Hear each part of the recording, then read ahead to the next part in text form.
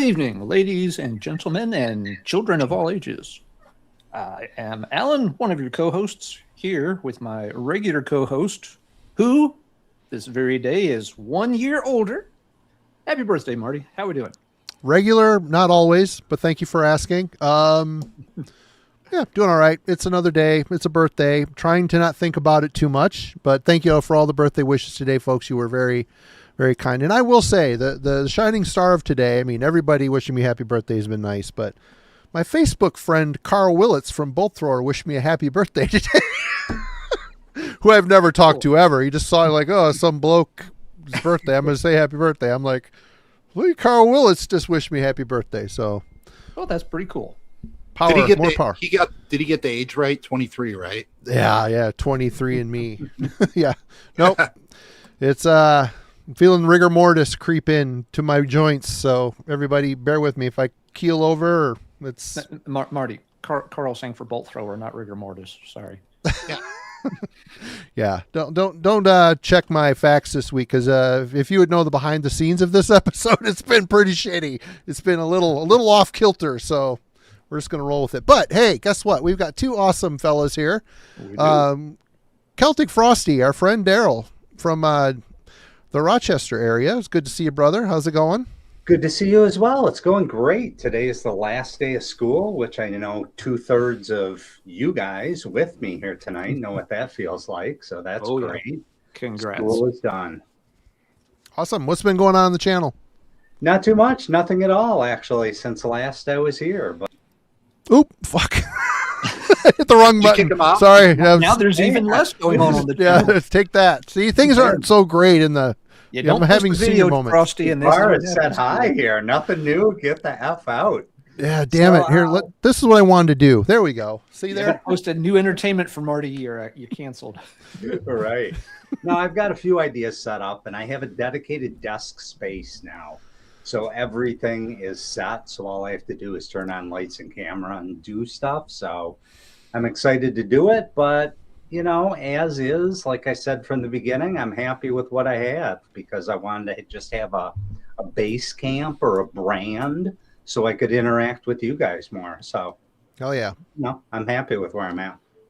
Good. Well, it's good to have you back, brother. And everybody go check out Celtic Frosty's channel, link in the description. I'm sure now that he's on actual vacation, we'll start seeing more videos from the man. Yep. And our first time having on the Metal Hellbilly. Billy, what's going on? Welcome to the show. What up? Thanks for having me, guys. I feel like I'm at the cool kids table at lunch now. You know, like you asked me to come over, and I'm like, I don't know I don't know what to do with my hands. Do I like? Do I keep? But no, it's good to be here. I appreciate it, guys. It's gonna be fun. As long as the hands don't turn into like a Talladega Nights moment where they kind of. That's what I was thinking. You'll be good. You'll be good. So cool kids, if you mean cool kids, I have one lunchbox, one Kiss lunchbox. All of us probably smell like BO, and one of us maybe eats boogers. So that's the table you're sitting at right now. Hey, I do not smell like BO. Wait a minute. Sorry to interrupt you, Alan. I may or may not eat boogers, so it's probably me. What were you going to say before I cut you off, Alan? I'm sorry. I was going to say, I do not eat boogers, sir. I don't either. I'm just that was not me. I did have a Kiss lunchbox. I still have mine. But yes, it's good to join. Thank you for joining us all, and everybody in the chat. Welcome. Hope you had a good week. This is episode number 268. It's good to see all of you. And Alan, what are we doing today? Well, we are revisiting the old Keeper Reap formula in bracket form. We have got a list of 64 classic American heavy metal albums. They are paired up. It's all been randomized, and we're going to keep whittling that bracket down until the end of the night, when there shall be only one left. We've done this before a few times, and we've tweaked it a little bit each time. This is no different. There's going to be a few differences to what we've tried in the past. Did want to say big thanks to folks in the Heavy Metallurgy Discord who helped put the initial list together. It was not the easiest list to generate for a couple of reasons. When you are talking about classic heavy metal albums, that can start to pull in a few different directions. So it took a little bit of discussion to figure out where exactly we wanted to be. If, are we including speed metal stuff? Are we including epic metal or power metal or whatnot? Yeah, and there is some confusion over some of those kind of terms. Like US power metal is a term that can throw some people inadvertently for a little bit of a loop. People seem to be pissed off about it too, to be honest. You start talking about US power metal, that people get pissed off. Some people get a little cranky over the terminology because, I think a lot of people just get sick of trying to keep up with genre and subgenres and micro genres in general. But at the end of the day, we did come up with what we think is a pretty solid list that folks should enjoy quite a bit. Do we want to pull up that first slide so folks can kind of see the basic criteria for what we decided on, Marty? Yes. So yeah, we've gone with, again, has to be American bands that made the albums. And we also decided we would stick with stuff from the 80s and 90s. When the initial list was put together, again, with help from folks in the Discord, there were maybe 10 or 12 more recent albums, but it was such a small number and we had too many anyway that we needed to cull down to 64. We just decided, okay, we will stick to stuff that's a little more vintage because it felt a little odd to only have a handful or two of more recent things and have those sprinkled in amongst 50 or more albums that were 20 years their predecessor. They're never going to win. I don't care where they land in the list. They're never going to beat out a more established classic band that everybody loves. Not going to happen. Based on past brackets, we do see that pattern that can be odd. It's also just a weird pairing. For example, it's similar to when people want to debate things like who was the greatest NFL quarterback of all time. I'm never nuts about those conversations because when you're comparing things from such different eras, you can't make a very direct comparison. Who's better, Joe Montana or Tom Brady? How can you tell? The entire NFL was completely different during those two eras. It's not just a matter of who's bigger or stronger or threw for more touchdowns. The rules were different. The size of receivers, speed, linemen, everything was different. So trying to compare players from different eras just never makes a lot of sense to me because there's not a direct comparison to be made. And so it kind of feels the same way if you're going to want to compare like Eternal Champion or Visigoth to Warlord or Metal Church. It's like, well, there's so much of a gap between those releases that it feels a little weird. Again, if the bracket had shaped up where we had like 50% newish releases and 50% older ones, it might have been a more interesting mix. But with only 10 or 12 of them, it seemed like a natural group to kind of cut to help us get down to 64. So that was a big thing we dropped. The other thing to point out is, like Marty said before, the term USPM rankles people some. So we also just kind of stuck to classic traditional heavy metal for the most point. And that meant a few things got cut because they were albums that are maybe more associated with speed metal or from bands more associated with thrash metal. So those also kind of helped us whittle things down, get to our list of 64. And the last thing to point out to folks, which is a little different from some of the other brackets we've done, we did open this one up to allow some bands to have 2 albums entered instead of just 1 per band. We probably could have filled out the bracket with just 1 album per band. As we were looking again at how to whittle down the list, there were some albums that are undeniably really good underground gems, but they are so underground that putting them up against much better known albums, it was just, again, going to be a really weird mismatch. And it seemed like it would not make for the most interesting conversations in terms of which album to keep or not. For example, we would have ended up with a lot more situations where many of us would have said, oh, album A, I've known that one for 30 years and love it. And album B, I just listened to for the first time this week. Well, there's not much you can say about the new album in that case, and you're not going to vote for it. So having tons of these very obscure underground things, while it would have been kind of cool, it also seemed like it was going to make the bracket less interesting. So in place of some of the obscurities, for example, like a Titan Force album, we've allowed some of the bigger bands to have a second entry. So there's not going to be as many different bands as some of the other bracket shows we've done, but we think it'll be a little more entertaining and, kind of put people to task a bit more, because it's going to be more albums that a large number of folks are familiar with. So that is the gist of what we have done. Any comments folks would like to make before we dive into it and make people in the live chat start flipping tables? Actually, I do. I was pretty upset. I want everyone to know that I really fought for this. I wanted 15th century power metal bands on there as well, because like Glorious Minstrels, that harp solo, absolutely fucking phenomenal, but they would not allow it. I tried. Sir Bill, Kendrick, we talked about this. I fully acknowledge that harp solo slaps, but there were 65 and we had to cut something. So fine.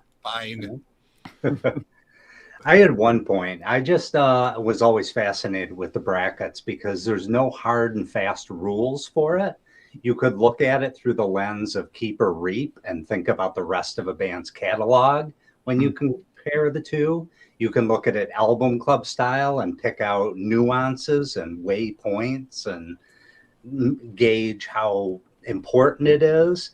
I like it in the sports sense. I think of these brackets just as, what do I think about these two albums head to head on this day that you're asking me?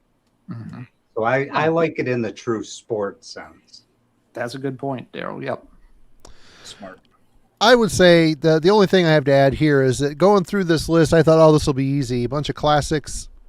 But looking at the list, there's a lot of shit I hadn't even heard, and I haven't had time to research much. So I'm going to be leading on the chat a bit tonight for my picks when it just comes up to bands I don't know about. So get ready there. But I think it's all sized up. All sized that's up a good pretty point, well. Marty. Just as a reminder to everybody, if we end up split, I mean, there are 4 of us. If we end up in a 2-2 tie, then the live chat, you guys will get a chance to decide. We'll give you all something like 30 seconds or so to let people in the live chat cast their vote as the tiebreaker.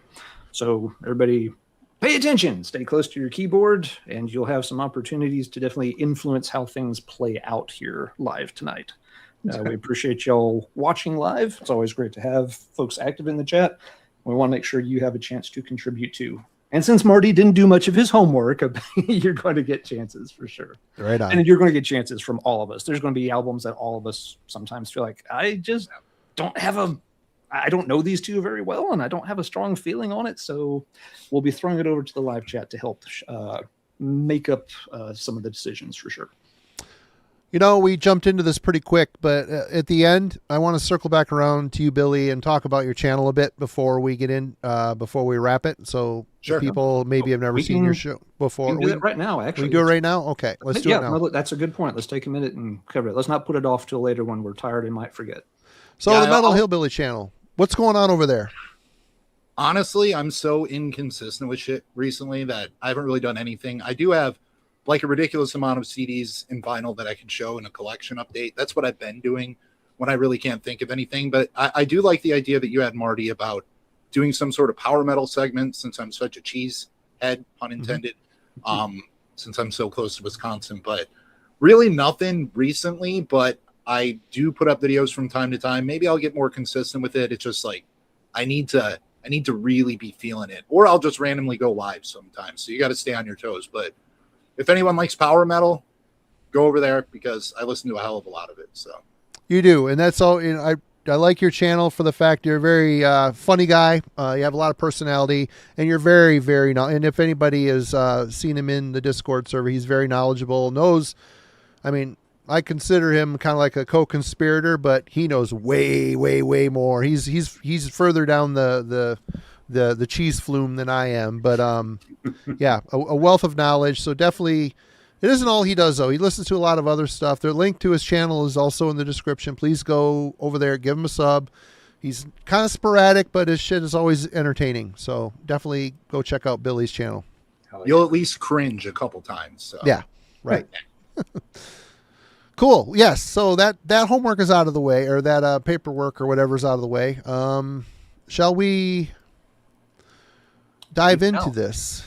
Yep. With the first round always takes a while, so probably time to go ahead and dive right in. Let's anger some people. And I'm going to be editing the bracket as we go, folks. And our bracket, thankfully, Alan took time and made thumbnails, so this is going to be, the first round's always the biggest, so that is going to be a little bit more visually appealing. The bracket, I still have yet to find the right software for this format, but we'll make it work. As always, get out your reading glasses to see the bracket once we go beyond the slide. So for the first round, yeah, we've got some visuals to help everyone see the pairings, and we'll have a different person start, with each pairing so that nobody's constantly having to vote first or vote last or anything like that. Yep. But yeah, so first quadrant of the bracket. Here we go. Who's voting first on number 1 before we show it? Billy's new here. He should go first. I agree. Thanks. Let's rip the Band-Aid off. Let's go. That's right. Into the fire. People, get ready to be mad, everybody, because that's what we do here. Here we go. If you liked me at all, you're going to hate me now. All right. So we got Xandelle against Chastain here. So Shadows of Reality versus Ruler of the Underworld. Oh, the Wasteland. Ruler of the Wasteland. Yep. I am a big fan of Xandelle. They are incredibly underrated. Their 2002 release, Twilight Beyond Humanity, I believe that's the name of it. Love that album. This one is not as strong. The guitar work is great. Little bit of issues with the vocals on both albums. But here, George just really couldn't find his voice yet. And he's a little bit pitchy. Whereas Leather Leone is, I know they say Doro is the metal queen. I'm sorry. Leather Leone is. Like, her voice is iconic. This album is phenomenal. The reverb that they put on it gives it some atmosphere. For me, it's got to be Chastain. All right. Chastain for... 1 vote for Chastain. Billy. Daryl. Shadows of Reality is good, but I refreshed myself with the Chastain album this week, and it blew my mind. Of everything I listened to this week, that's the one that I was immediately searching out to find a physical copy of it. Like Billy said, Leather Leone's vocals, incredible. And what a guitar player. I guess I never really dug into this band enough to realize it. Easy Chastain for me. Okay. Chastain takes the early 2-0 lead. Alan. Well, I guess I'm just going to slam the door on this one because, yeah, Xandelle's not a band I'm real familiar with, but I do like what I've heard by them. I think Bill's right, though. I think this one's probably not as good as the follow-up, but the follow-up was from 2002, and since we were keeping this to 80s and 90s albums, we couldn't include that one. And like both of them have said, though, that Chastain album is really, really good. If folks have slept on it, this is a good one to start with to show off just how good Dave is and how good Leather is. I agree, too. I would take Leather over Doro as far as female metal vocalist. Leather really, really kills it. So, yep, that's going to be 3 votes for Chastain. Marty, you can go ahead and cast your vote, although the matter has been settled. I've got a later Xandelle record that I think I prefer a bit more. I have the, nope, not that one. Vengeance Rising album. I think I have one other too, but I don't remember exactly which one it is. I did preview this Xandelle record. Pretty solid. It's okay, but I'm going to make this unanimous. That Chastain record, it's a ripper. Absolute shred-tastic solos, and Leather Leone is absolute searing vocalist. Awesome. So, yep, we're going with that. We're going with Chastain. I need to make the notations on the bracket. Bear with me. Uno momento, por favor. I will say, Daryl, if you're trying to find a physical of that Chastain album, good luck. I was looking to, dude, it's so expensive. There's like no reissue at all.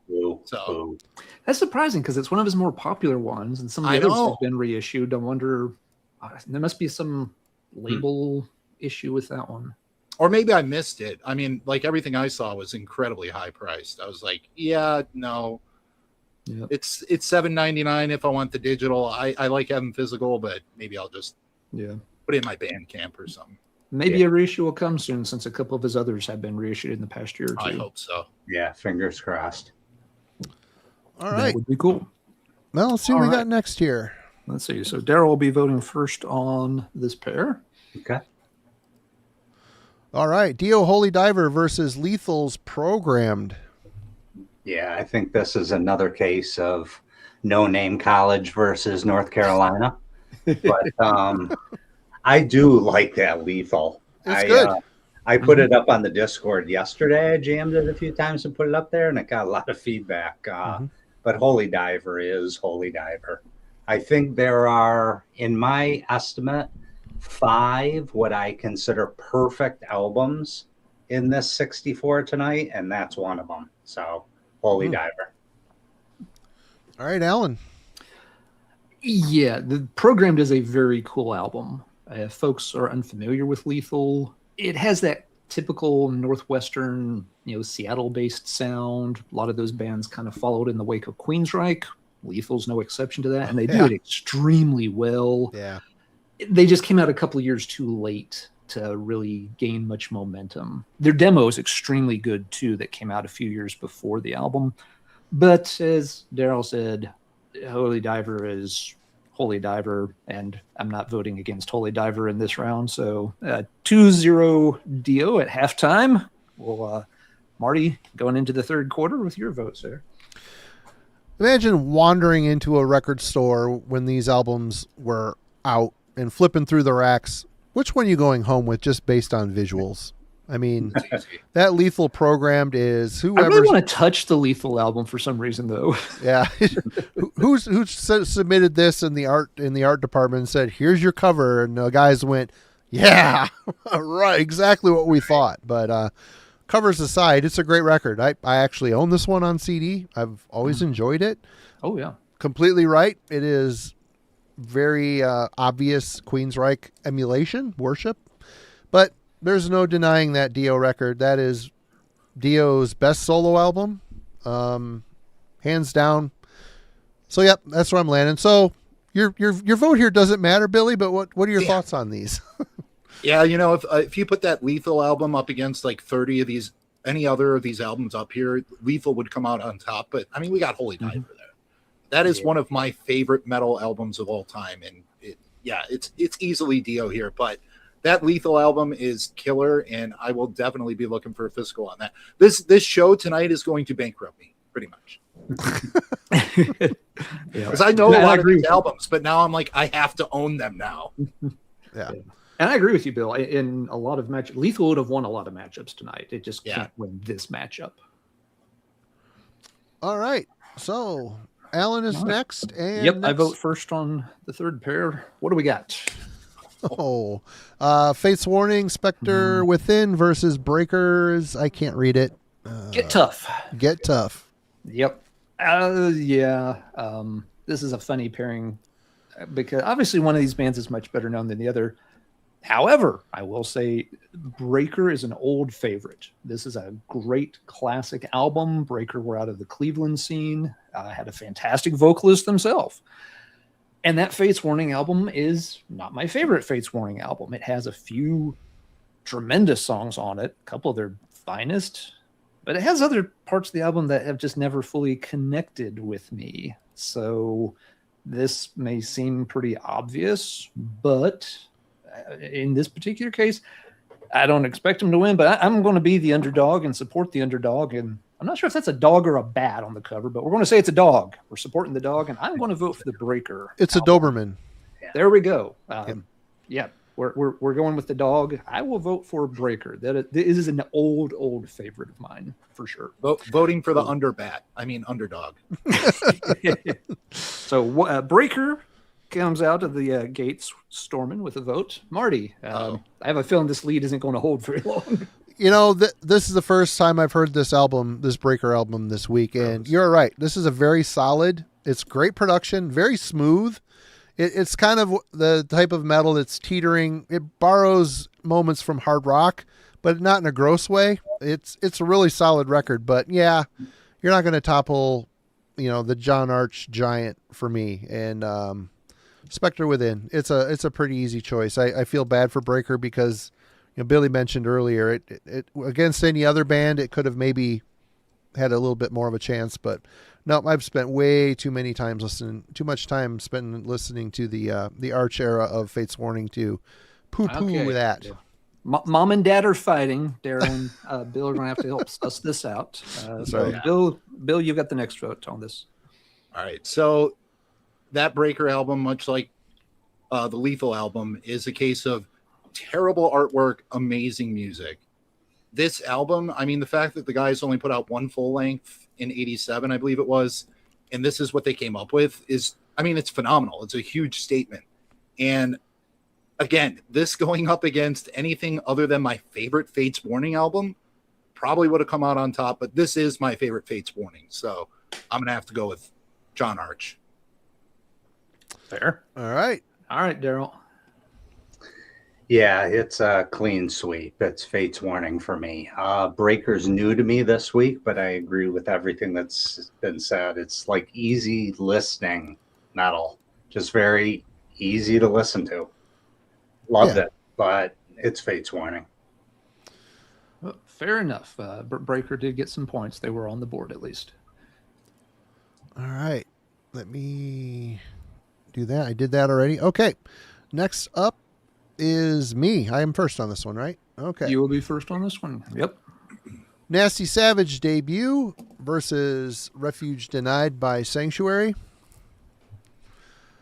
I own this Nasty Savage album. I like this band. They're good, but they are not one that jumps off the shelf very often. And it always amazes me when I hear the Florida death metal guys saying just how influential Nasty Savage is, and Sabotage as well. I mean, Sabotage, I think, kind of blows away Nasty Savage, but both bands don't feel like death metal inspiring types of music, though Nasty Savage does have a grit and grime to them. Mm-hmm. They also had a really crazy stage show. Yep. Yeah, they were very violent and theatrical. So yeah, both of these are great records, but I think Refuge Denied, not only is it a great heavy metal record, it's a great U.S. power metal record, which, we could start getting into the what's U.S. power metal, what isn't, but that's probably for another discussion another time. So Sanctuary for me. All right, so Sanctuary gets vote number 1, and then it's over to Bill. All right, so that Nasty Savage album, I love their sound. They're very gritty, like Alan said. I find the songwriting to be a little bit underwhelming here, whereas Sanctuary, this is when Warlord Dane had a lot of King Diamond influence in his voice, and I don't know, I like later era Warlord Dane, but something about the Sanctuary album, I love it. I spin it consistently. It's one that I know exactly where it is in my collection. I know when I want to grab it, and I will put it on. So, I mean, for me, it's Sanctuary. Pretty easy here. All right, Sanctuary's ahead to Zip. Before we move on to Daryl's opinion, I just want to throw it out there. We've got another Jason Hook in the midst here. I think Billy's another one of those guys that doesn't alphabetize his collection. It's kind of chaos over there, isn't it? Yeah. So here's the deal. I have a lot of CD binders, and I have a Google spreadsheet. My CD binders will have a letter on it, like A, B, C, D. And then I'll know what binder it is, but I'll have no idea where it is within that binder. Other than like Sanctuary, I know exactly where it is. But it'll take me a good 5 to 10 minutes to find something. But I can find it. I started wrong. Marty, and then I've gone too far. You're moments away from our buddy Dreadful Rick and putting stuff in Rubbermaid containers. I was honestly looking for 2 albums this past week for hours, and I found one of them, and it still to me was like heartbreaking. I was like, I can't find it. You hold the power. Okay, anyway, Daryl, what's going on? Your thoughts on this one? My gosh, it's never too late, Bill. It's never too late. I had a chaos system and I rebuilt it from scratch. It hurts to think about. When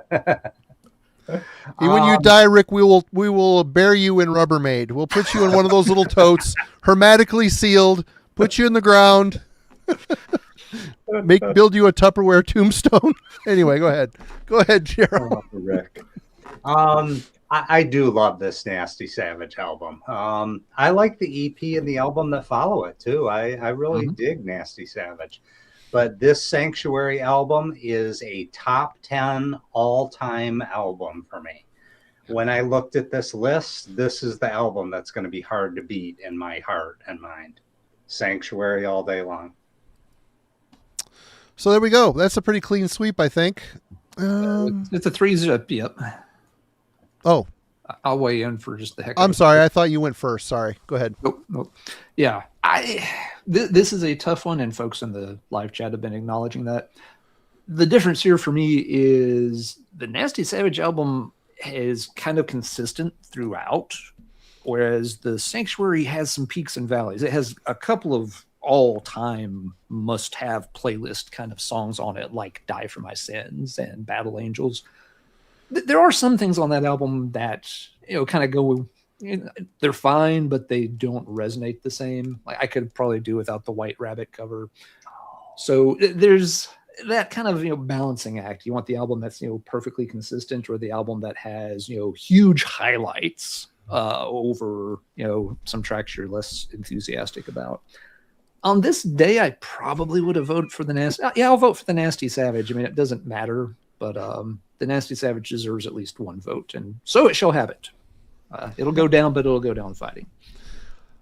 Okay, I'll make the change. And while I do so, I just want to say I think we've done some good here today, community. I think we've shamed Billy into needing to make some changes in his shit over there. Just saying. One other point to make while Marty updates the bracket, just about the Nasty Savage history. Marty, you're right. In terms of sound, they were not a death metal band. They were a heavier band for their time, but their time was early. Another reason they were so influential in the death metal scene is they were extremely nice and supportive to some of those kids who were starting up death metal bands. Yeah. The Tardy brothers have, told a story for years where when they were too young to drive, they had to ride their bikes to Nasty Ronnie's house because they wanted to start a band, didn't know what to do, and like, well, maybe we should ask that guy. And so they rode their bikes to his house and knocked on the door, just like, hi, can we talk to Ronnie? Is Ronnie home?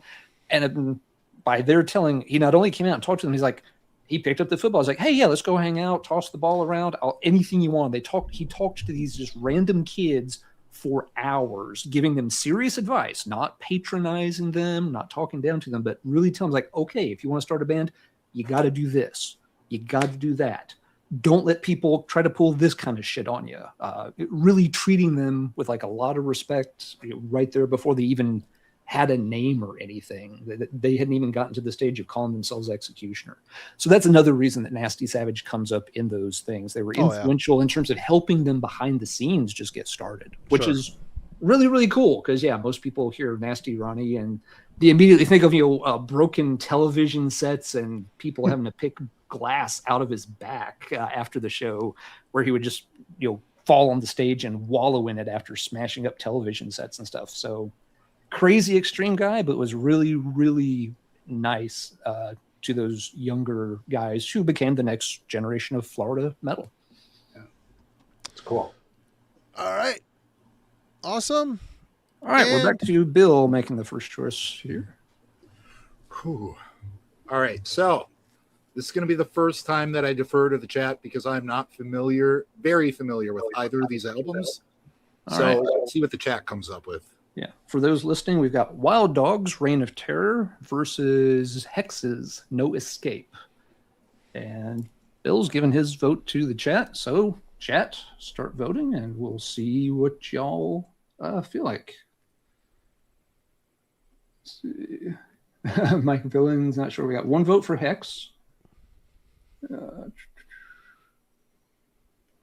We've got another vote for Hex. Wait, nope, sorry, same vote. I've got it, I think, here. Okay, you might have it better than me. Let's see. Whistlet's voted for Hex. Tony votes for Wild Dogs, so it's 2-1, 3-1 Hex, 4-1 Hex, 5-1 Hex. Simon makes it 5-2, Hex over Dogs. Give folks a few more moments to vote if they want to. Hex has a solid lead right now. Yeah, Total Underground's voted for the other one, but does acknowledge wild dogs are great too.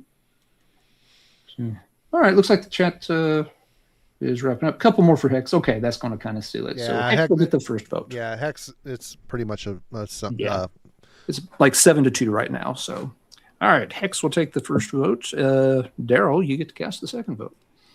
Okay. These were both new albums to me this week. Wild Dogs, I listened to once and had trouble getting all the way through it.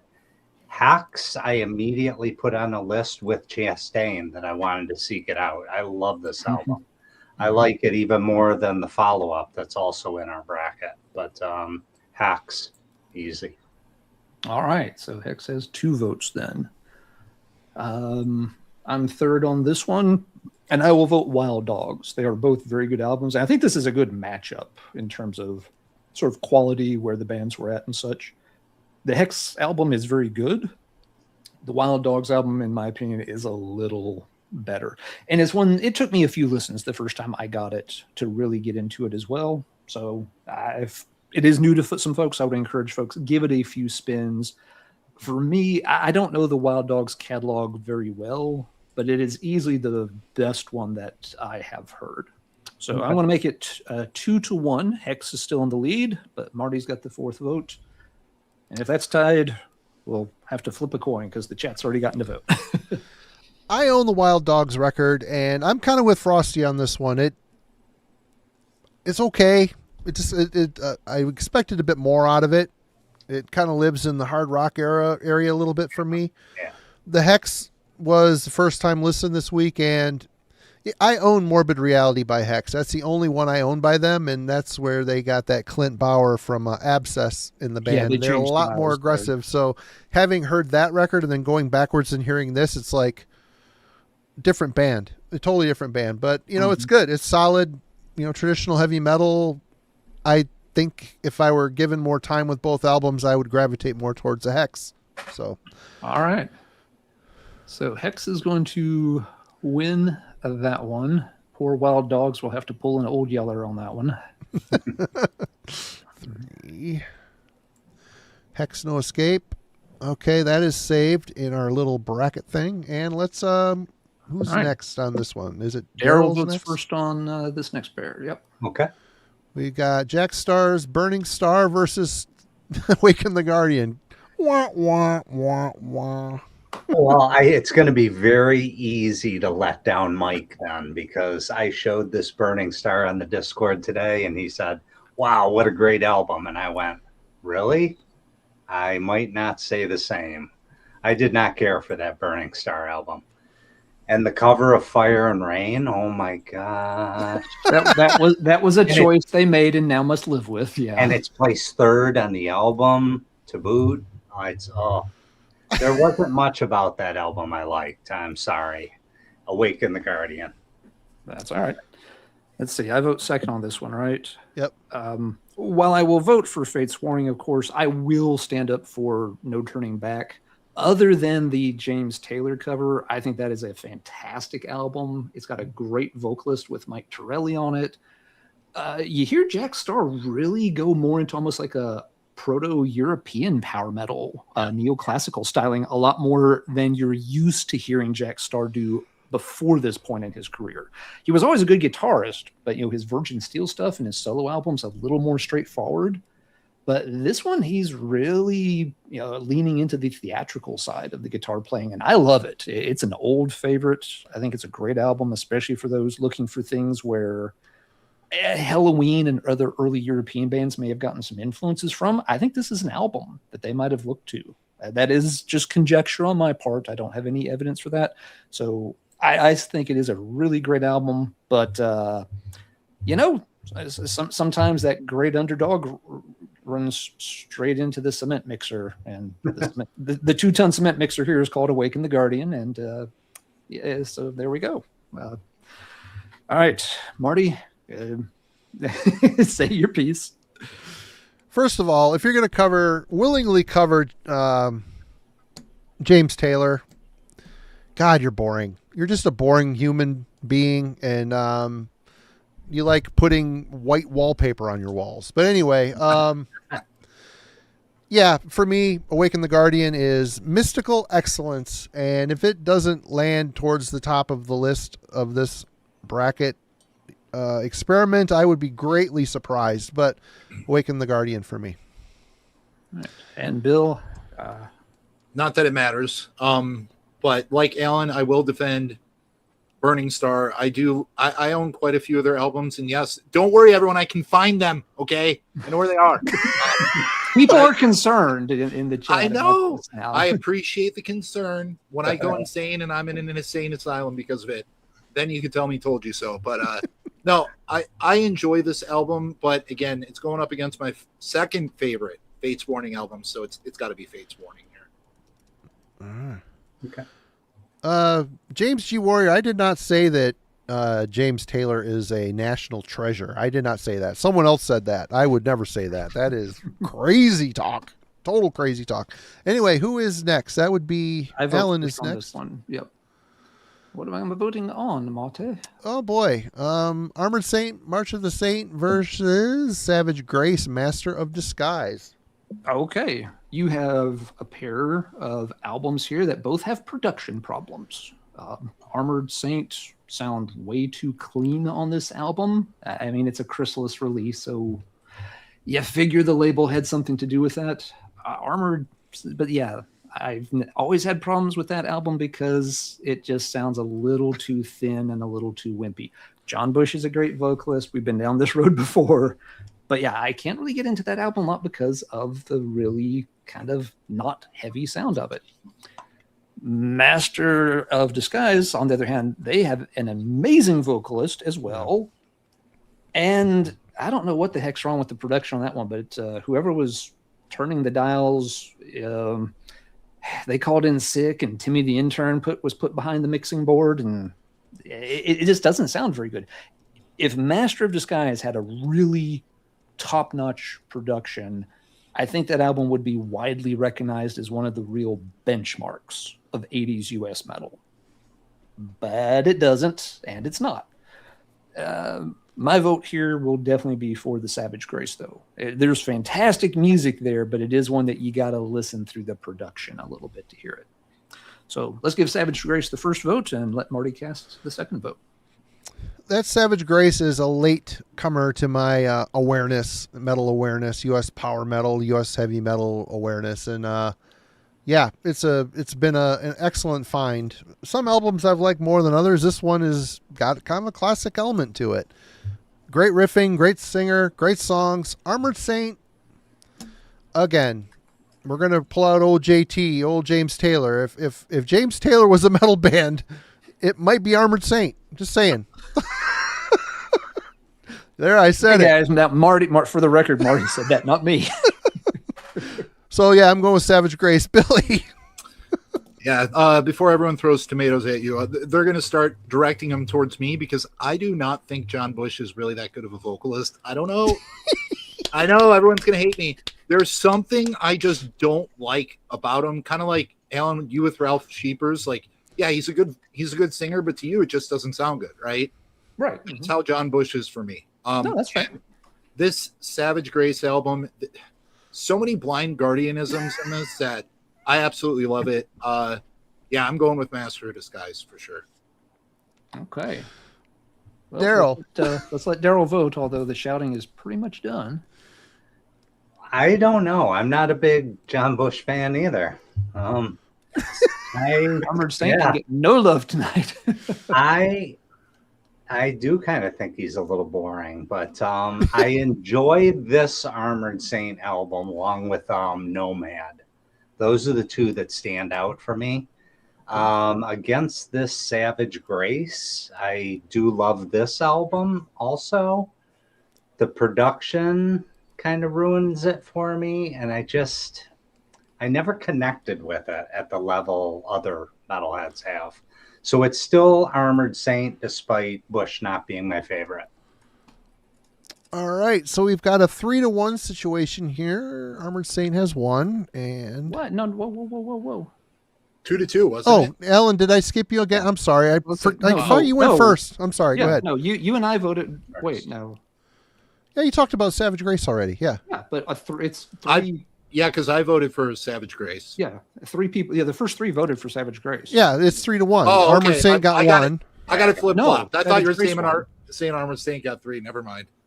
No. Yeah, it sounded like you said Armored Saint won. Oh, that if I did say that, that is not what I was typing on the master sheet here. So, Are you secretly an Armored Saint fan, Marty? Just I've got Be it low a key. bunch of the early stuff, and they're decent. It's I mean, I good. don't know what you want me to say. It's just I think the shit's boring. you just said they're the James Taylor of heavy metal. Exactly. I've seen Nomad Fire. I've is seen Rain. awesome now. Nomad is great. Yeah. Okay. You know, they're on Pat Benatar's label. I'm just going to say that. Yeah. Anyway, Yeah. I mean, I like Pat Benatar more than I like So Armored Huey. Saint. I will say Huey I like Lewis, Pat that's Benatar more than I like Armored Saint. Okay. So Okay. I could take it. Throw your garbage. I could take it. Here we go. Who's next? I'm confused. You vote first, and this is the end of the first quarter bracket. All right. Fish's Rumor, Soldiers of the Night versus Love You to Pieces by Lizzy Bordon. You know, this Fish's Rumor's another band I'm late to, but the stuff I've picked up I've really enjoyed. And this album is no exception. Great album. But it's tough going up against Lizzy Bordon, Love You to Pieces. This band, you know, being in the LA area, there is a slight tinge of them maybe wanting to be a little hair metal, but they kind of stick to their maiden riffs. And Lizzy's voice is awesome. He has a lot of character. He has a unique voice. And I've always really taken to the EP and the first 2 full-length albums are great. I really, really, really enjoy that era of Lizzy Bordon. So yeah, for me, Love You to Pieces beats out Vicious Rumors, which is by its own right a great record. It's a really good record. But yeah, I'm going with Lizzy on this one. Okay. Lizzy gets the first vote, and Bill will cast the second vote. Yeah, that's a tough matchup right there. Both of these albums are phenomenal. I own that Vicious Rumors album though on vinyl, and I love it. I revisit it often. I don't own that Lizzy Bordon album, but I will at some point. Again, like I said, this is going to bankrupt me this weekend. But I'm going to have to go with Vicious Rumors because I've just listened to it so many times, and it seems to get better every time I listen to it. So, yeah, Vicious Rumors for me. Okay. That's 1 vote for each, as Daryl gets vote number 3. Okay. Both fabulous albums. Vicious Rumors is one that I'm very late with. Grew to love this album pretty quickly, though. Lizzy Bordon's been with me forever. I love the EP. I love this one. I love that live album. Mm-hmm. This is a tough one for me. I'm going to go with Lizzy Bordon. All right. So Lizzy Bordon's ahead 2-1, and I have vote number 4. And I am going to pick the Vicious Rumors. It's a fantastic album, crazy good guitar heroics on it, really good songwriting. The Lizzy Bordon is fine. Lizzy Bordon has just never been a go-to for me. Don't mind the material at all. I saw Lizzy live years ago, but it's just never one that I feel like, okay, that's going to come off the shelf. I always find something else, it seems. So this is the first time we are split 2-2, and that means chat. Y'all have now some of y'all have already posted which one you like, but please go ahead and do so again now if you want to. I'll tally to him. make it official. Vicious Rumors. Sorry. What Bill said. So we got a vote for Vicious Rumors from Tony, then a Lizzy Bordon from James, a Vicious Rumors, 3 Vicious Rumors, now 3 Lizzys, another Lizzy, another Vicious Rumors. So Lizzy's ahead by 2, by 1. You're letting by us 2, down. 3, by 4, by 5. All right, yeah, the Lizzy Bordon crowd is coming in late. No. So give folks a few more folks, but yeah, Lizzy Bordon's ahead by about 4 now. So head by 5 now. Okay, another late vote for Vicious Rumors, but I think it's too late for them to catch up. Hey, Daniel, hope you're doing well, man. What's up, Daniel? Yep. All right, well, Vicious Rumors put up an awfully good fight here, but yeah, even Fish Cult. Oh, there's another one. Fish Cult's coming in.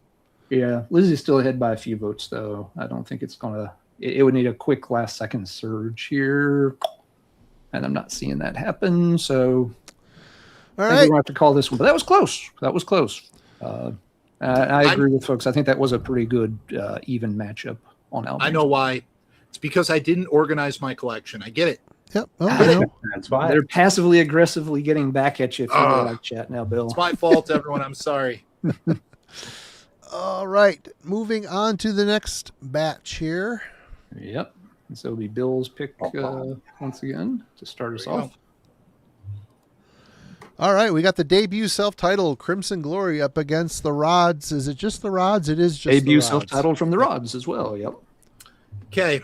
I'm going to analyze these in reverse order because I have something to say here. Cool. The Rods. All right. If you start off your album with a song that is clearly about a human vibrator, I do not want to listen to that at all. You know what I'm talking about. Power Lover. Come on. I know what you're talking about. I'm not a big fan of the Rods. I like some of their later era stuff, but they went more hard rock. But this album to me doesn't do it. And Crimson Glory, their first two albums are, to me, two special, perfect albums. Rest in peace, Midnight. I'm going with Crimson Glory. All right. Crimson Glory gets the first vote. Daryl, what say you? Wow, I can make this easy. Ditto everything Bill said. I don't think it's a perfect album. Maybe the follow-up is to me, but easily Crimson Glory. Yeah. Okay. So I have the third vote. I do like this Rods album. I think it's a very good one. And they do have some good albums later in their catalog as well. I don't care for their recent stuff. I think their comeback albums have been kind of a little tired sounding. Having guys, at retirement age still writing basic metal songs about partying all weekend is, I'm sorry, it just does not come across as genuine. After a hearty 4-hour nap, Alan, only then. Yeah, it's just like, come on, really. But I mean, in their prime, they were really good. I've always liked Feinstein's guitar playing. I think Carl Kennedy's got a great voice. I've always liked him, his vocal performances on stuff. And it's not like they've lost, their skills or anything with age. It's just the songwriting nowadays doesn't work. Like the Rods album quite a bit. The Crimson Glory album is really good, for sure. It's got some of their best stuff on it. Yeah, it's closer for me, though, because I really do dig the Rods album. Yeah. I will vote. The Crimson Glory is probably a little stronger if I'm just going to be honest with myself, though. So I'll vote Crimson Glory. So it's already 3-zip, but Marty still gets to add his 2 cents. Yeah, I have no problem with the Rods record. It's fine, but it can't compete with that Crimson Glory record. Midnight alone can pull them ahead, but thankfully there's music, backing them up on here. So I'm going with Crimson Glory for sure. So okay, that's a clean sweep there if memory serves. It is. I do want to add, though, the guitar work on that Rods album is actually really good. Yeah. But yeah. It is phenomenal. But I love cheese, but I don't know. Like, I get way too much like hair metal vibes in there. I don't know. Yeah. I mean, it's an extremely early album. You can actually make a case for that album being 70s influence. You can almost make a case for being like the first US metal album of the 1980s. That's fair. What was it, 81, I think? It's either late 80 or very early 81. So, I mean, it's like Too Fast for Love is the competition that far back. Right. The only thing besides that would be like, if you want to consider the first couple of Riot albums to be heavy metal instead of hard rock, which is, I don't know, you can make a case for it. But yeah, so the Rods is good, but yeah, you do have to think about it. It was heavy for its time, but I think the Rods are a little bit like Venom. They were really good at their time, but they didn't keep up with the scene. So a few years down the road, they were already sounding very dated. Yeah, for sure. Yeah. All right. Marty, what's Daryl get to vote on here? Iced Earth's Night of the Storm Rider versus Crimson Glory Transcendence. We're going to have Transcendence next. Not necessarily. Go there. Maybe we could have a Crimson Glory versus Crimson Glory runoff in round 2, but they got to get through this first Night of the Storm Rider. Good. Good. Well, I'm going to help it along because Transcendence is an amazing album. Since we did it on Album Club, it's barely left my now playing cube. I play it that much. I am an old Iced Earth fan, but this would not be my go-to album. Burnt Offerings would be. Yeah. Okay, I'm going to go Crimson Glory again. All right. Crimson Glory gets the first vote from Daryl. And then I'm second on this one. This one, I want to go Iced Earth. These are both very good albums.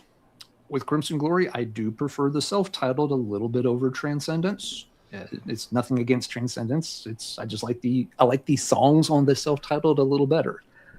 And this Iced Earth album is badass. Now, I agree with Frosty. I probably would take Burnt Offerings over this one, but this one still ranks really high. It's a fantastic album, concept album. Nothing in the U.S. sounded like Iced Earth when this stuff came out. They were very important to me in the early 90s because of that. So, yeah, I'm voting Storm Rider. We'll have a 1-1 split after 2 votes, and Marty will cast vote number 3. All right, Springfield. Thank you so much for the super chat. Appreciate you. Mike Villain, cheers, brother. Thanks a bunch for that as well. Appreciate you guys. You're too kind. Thank you for the help. Thank you all very much. And apologies if I'm not posting thanks and stuff in the chat really fast, since there's a lot to keep up with on these bracket shows, but definitely keeping an eye on the comments as best we can. All right, Marty, we were tied at halftime. Coming out of intermission there, what's your vote on this pair? You know what? I like me some Iced Earth. I think they've always been a good band. John Schaefer is a good songwriter. Hell of a right hand. That picking hand is one of the tightest in the business for sure. Absolutely great rhythm guitar player. I sense a butt coming. No, there's no but really. I mean, any other band, I think I would have maybe taken the Iced Earth, but this Crimson Glory record, man, it is, of the Crimson Glory catalog, it's my favorite. I think this album is spectacular. It's better than the debut, which is saying a lot. The debut is fantastic, but this album just kind of takes everything up a notch, and in a good way. It isn't too overbearing, or complex. It's just essential, well-written, exciting heavy metal. So, yeah, I'm going with Transcendence all day long. All right, so Billy, you're up. Bill still gets a vote, so it's 2-1 Crimson Glory. Yeah, so this is a John Greeley era of Iced Earth, which was good, but I'm with Frosty there. If it was Burnt Offerings with Matt Barlow, there might be somewhat of a contest, but that Crimson Glory album is a desert island album for me now.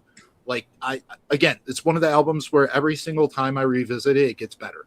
And I could literally listen to that thing 4 or 5 times on repeat and still want to listen to it again. So for me, it's a slam dunk. It's Crimson Glory. All right. Crimson Glory will win 3-1. All right. 3, enter. All right. I vote first on this next pair, and this pair breaks my heart coming Billy, you might want to back out and come back in. Your video is frozen. Oh, okay. Hold on. Oh, do we need to give him a moment to reboot? Yep. We'll give him a second to jump back in. And For sure. All right. So, yeah. There he is. Now he's moving around. Okay. And the next one is Savage Grace. I can't read it. After the Fall from Grace. Yep. And Hellstar's Nosferatu. Doesn't break my heart. Yeah, this is a Sophie's Choice kind of moment. God damn it. I love both of these albums more than most human beings could or should. The Savage Grace album is spectacular. Different vocalist from Master of Disguise. The guitarist, who's the main guy behind the band, Christian, actually took over the vocal duties on this one because they had a revolving door of vocalists.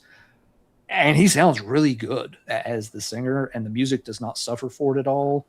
Once again, the production could be better. It's not as weird sounding as Master of Disguise, but it still is a little bit on the thin side. Oh, hey, thank you very much, Sir Nagelfar. Really appreciate that. Very cool of you. Thanks a bunch. At the same time, yeah, Hellstar, both of these bands also, they're kind of similar. They have some neoclassical flair to them. They lean a little bit towards the European power metal side of things. James Rivera, of course, is legendary as a singer and still sounds fantastic to this day. Yeah. This album also just features one of the most underrated guitar pairs in metal history with Larry Brannigan and Andre Corbin. Those two guys really take that shit to another level and never get the appreciation. They did 2 albums together, and they are both mind-blowingly good. I don't want to vote against either of these. Crap. I guess I will vote for the Hellstar, and that really hurts my heart a little bit. But yep, I'll vote for Hellstar. I'll take it like a man. We'll see how the chips fall on this one. I'll give the first vote to Hellstar, but man, both of these albums are good. Marty, you get vote number 2. I don't own this Hellstar, but I've heard it, and it's a great record. I'm a little more familiar with the Savage Grace, and really good record as well. I think the Hellstar is a little bit more in my wheelhouse as far as replayability. Like Devin said, this one is not super fun and easy to find at a price that I feel like paying. So, yeah, Hellstar for me. I'm going with Hellstar. Great singer, great music, excellent band. All right, Billy. 2 for Hellstar. Yeah, so both of these bands are phenomenal. I'm a big fan of Savage Grace. I'm also a pretty big fan of Hellstar, simply because of James Rivera. His work in Destiny's End is also phenomenal. If anyone's ever checked them out or you haven't, I encourage you to check that out. But this is probably my favorite Hellstar album, so yeah, I'm going to go with Hellstar here. All right. Daryl, did you go already? Nope. I'm last. I would make it a clean sweep. This Hellstar is one of my favorite albums of all time. When I saw the initial the email that was sent, I thought this was going to be paired with Refuge Denied, and I was going to call foul that it was made to anger me, but easily Hellstar. Okay. Savage Grace is great, though. No disrespect. All right. That brings us to Queensryche's Operation Mindcrime against Cauldron Born Of the Cauldron. of the Cauldron. Yeah. Marty, you get the first vote. I haven't heard the Cauldron Born, so I'm not going to just default to it. So if the chat wants to jump in on this one, great. I probably have an idea where they're going to land on this. Oh, look at there. Frederick. Yep. So chat, take it away. Queensryche, we got a Cauldron Born. All right. They won't go down without being on the board. That's cool. Mindcrime. Another vote for Peter, playing spoiler there with another Cauldron vote. Mindcrime from Wade. Mindcrime from Ty. So Mindcrime's ahead by 2. But yeah.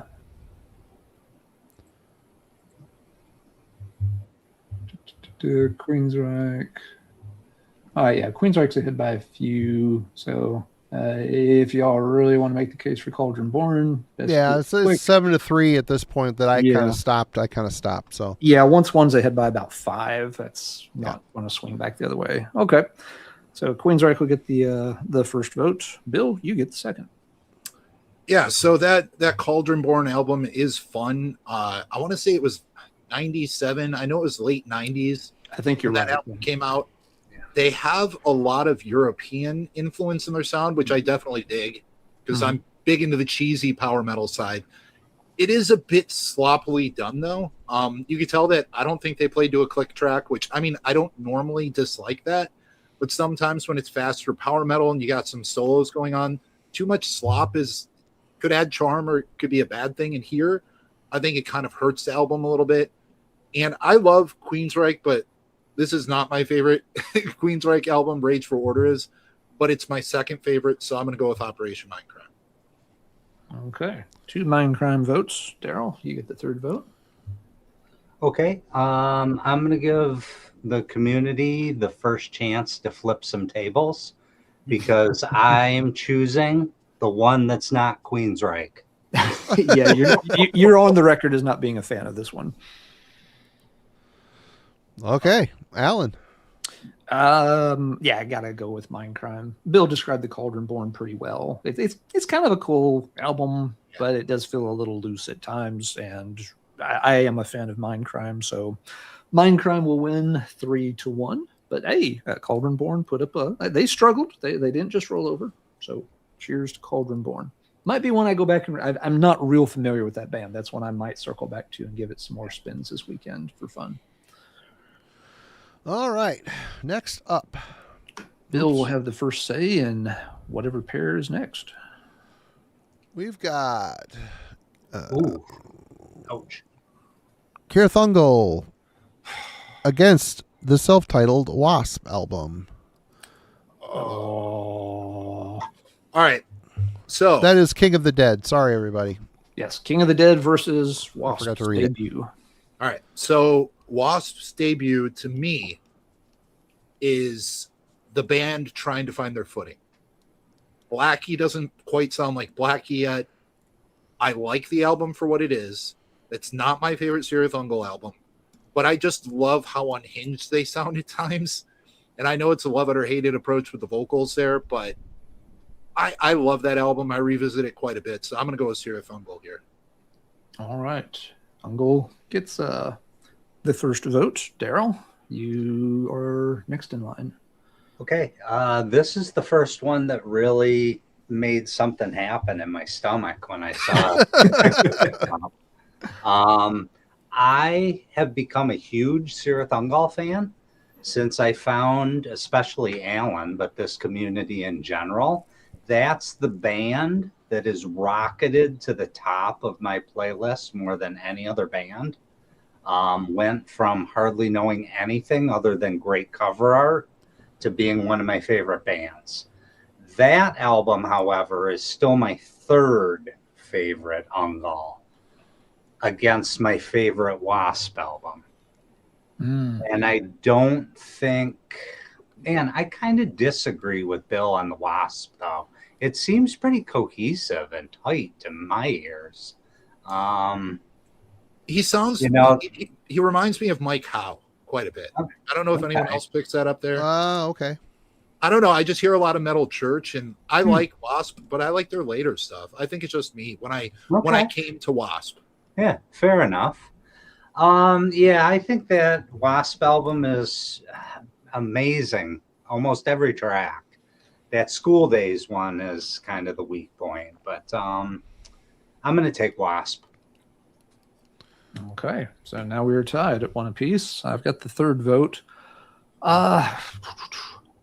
Neither of these albums is my favorite by either band, so that makes it a little harder.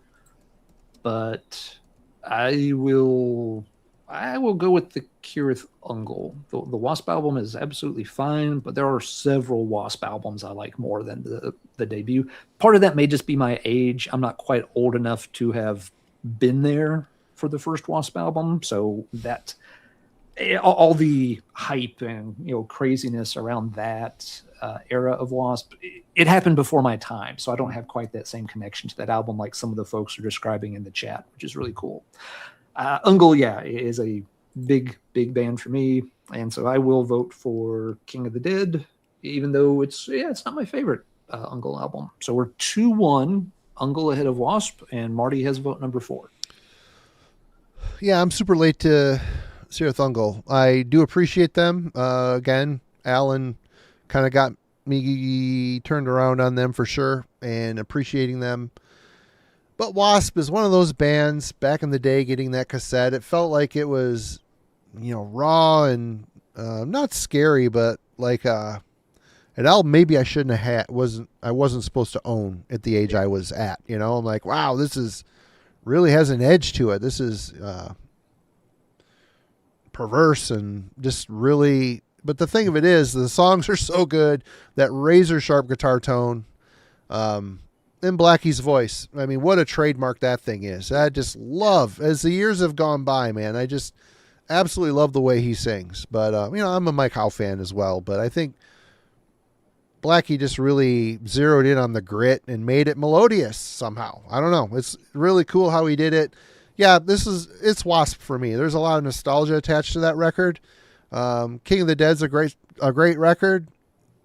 Again, not my favorite of what I've heard of the Ungle batch, but Wasp. Got to be Wasp. Okay, so we are tied. Marty, are you ready to count? Because the chat has been very split on this. Frank, I'm sorry we pooped on your Armored Saint. Sorry, I feel bad, Frank. Sorry, Frank knew it was coming at least. He was Yeah. prepared. Yeah. All right, Marty, be ready to count. Chat, you're going to Yep. have to settle this one. I know a lot of you have already posted your favorite, but let's start the counting now. So if you want your vote to count, start now. If you posted before, please post again, whether you want Kirith Ungle or Wasp to move to round number 2. And we'll see how this plays out. It may be very close.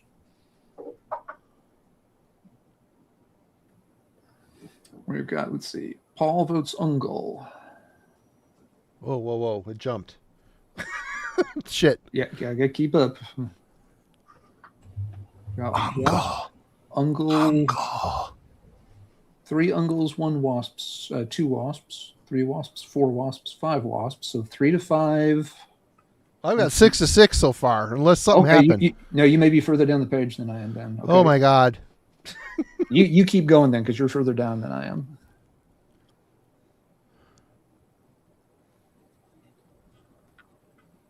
We'll let this one continue to play out, because I could tell it was going to be very close based on the comments. It's pretty split. Oh, it just changed. Yeah, it looks like Wasp though. It's Wasp. Oop. Is Wasp pulling away? Ungle fans, you got one last chance to rally, because it has been super close. Going once. Armored Saint.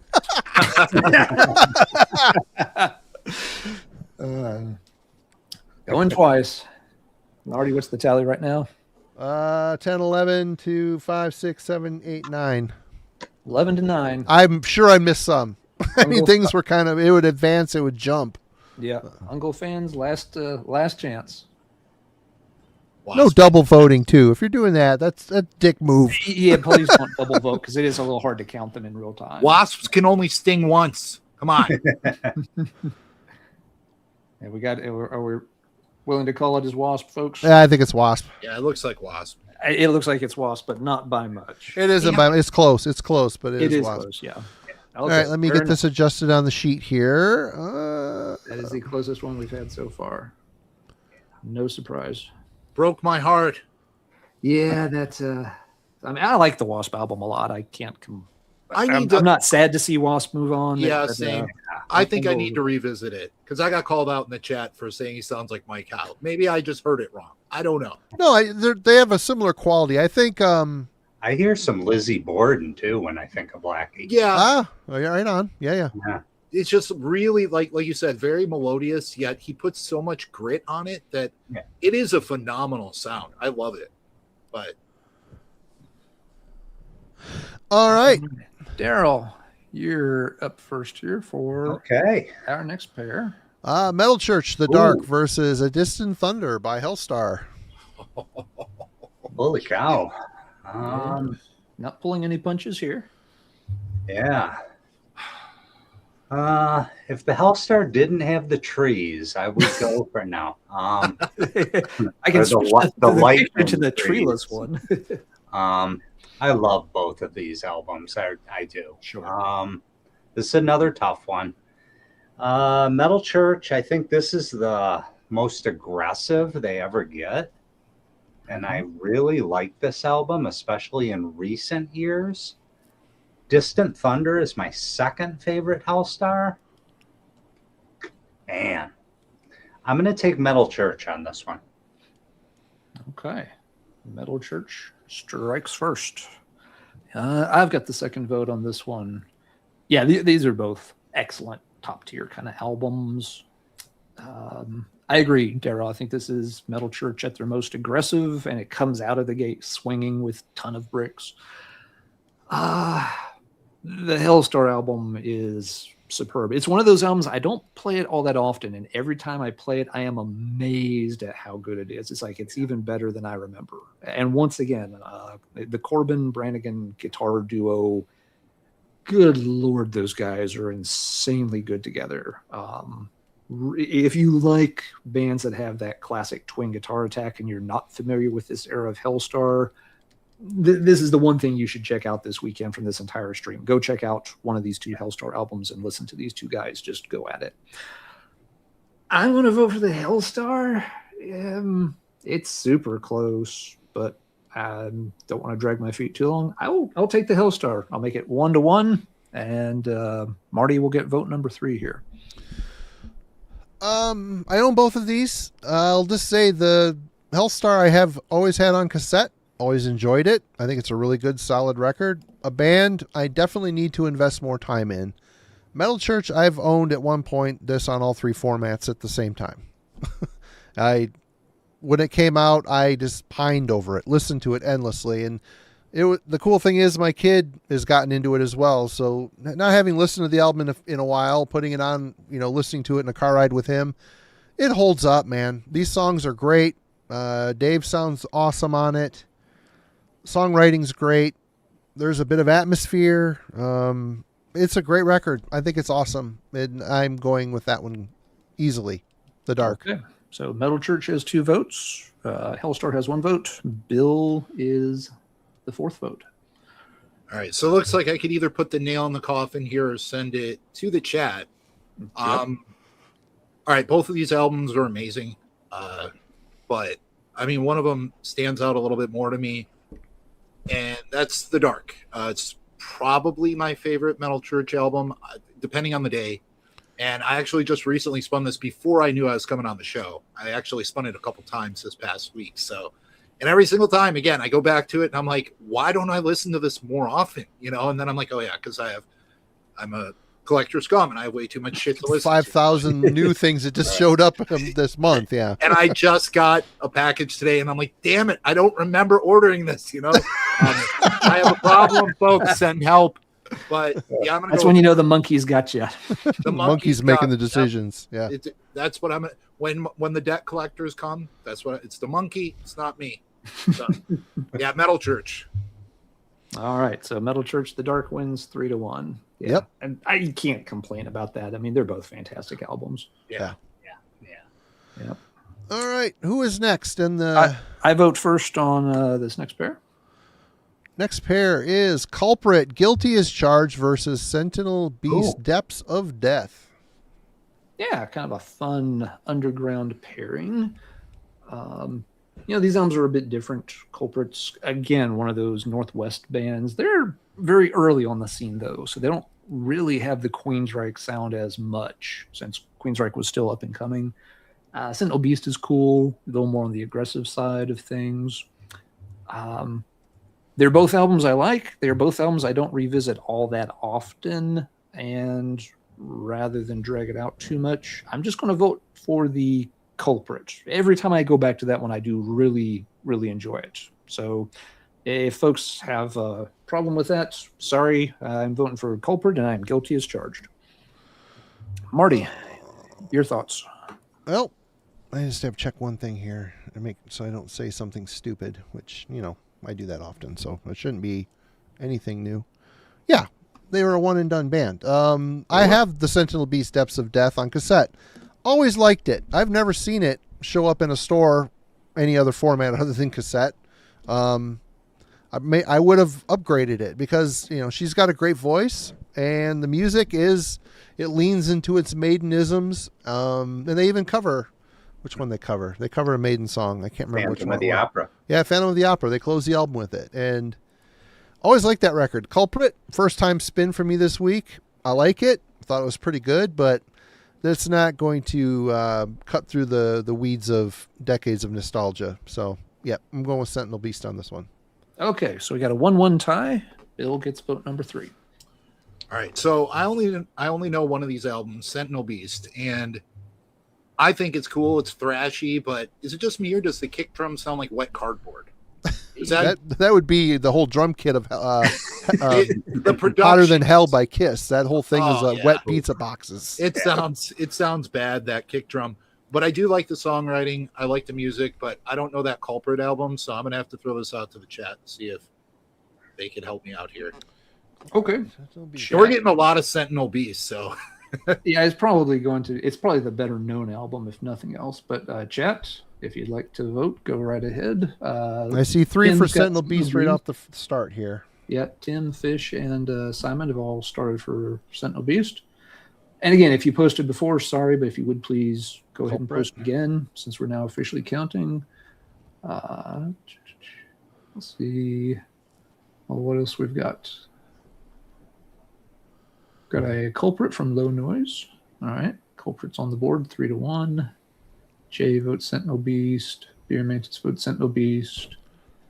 Sentinel Beast definitely getting a solid lead. Kev, Sentinel, Peter, Sentinel. Culprit fans, you got one last chance to make a run of it, but it's fading. Vapid's got Sentinel. Yeah, I think we can probably call this. Yeah, Culprit didn't have a chance on this one. That's okay. Yep. So 3-1, Sentinel Beast. Yep. And so but that only makes that a 2-1 lead. Daryl still has a. Oh shit! I'm sorry, Daryl. I get dealing with problem. the shit. I get confused. So right now, Sentinel Beast is ahead 2-1, but Daryl has a vote to cast. Every vote counts. I voted for Armored Saint. Sorry again, Frank. No, I'll close it out. It's Sentinel Beast. I love this album. It's super aggressive. The Culprit was fun, but it sounded like almost like Tigers of Pantang or a Praying Mantis album almost. It sounded like an old new album.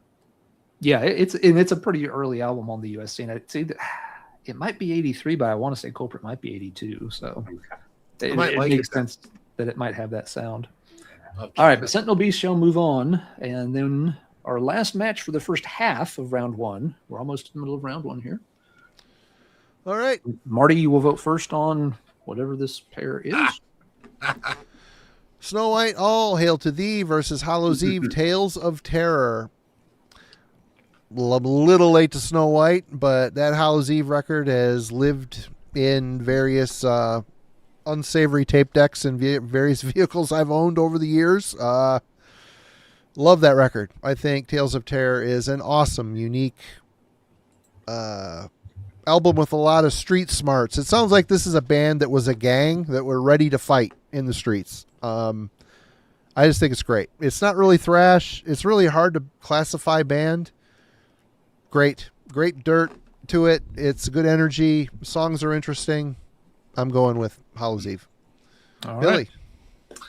Yeah, folks, believe it or not, that is not the worst Snow White album cover. That belongs to Act of God.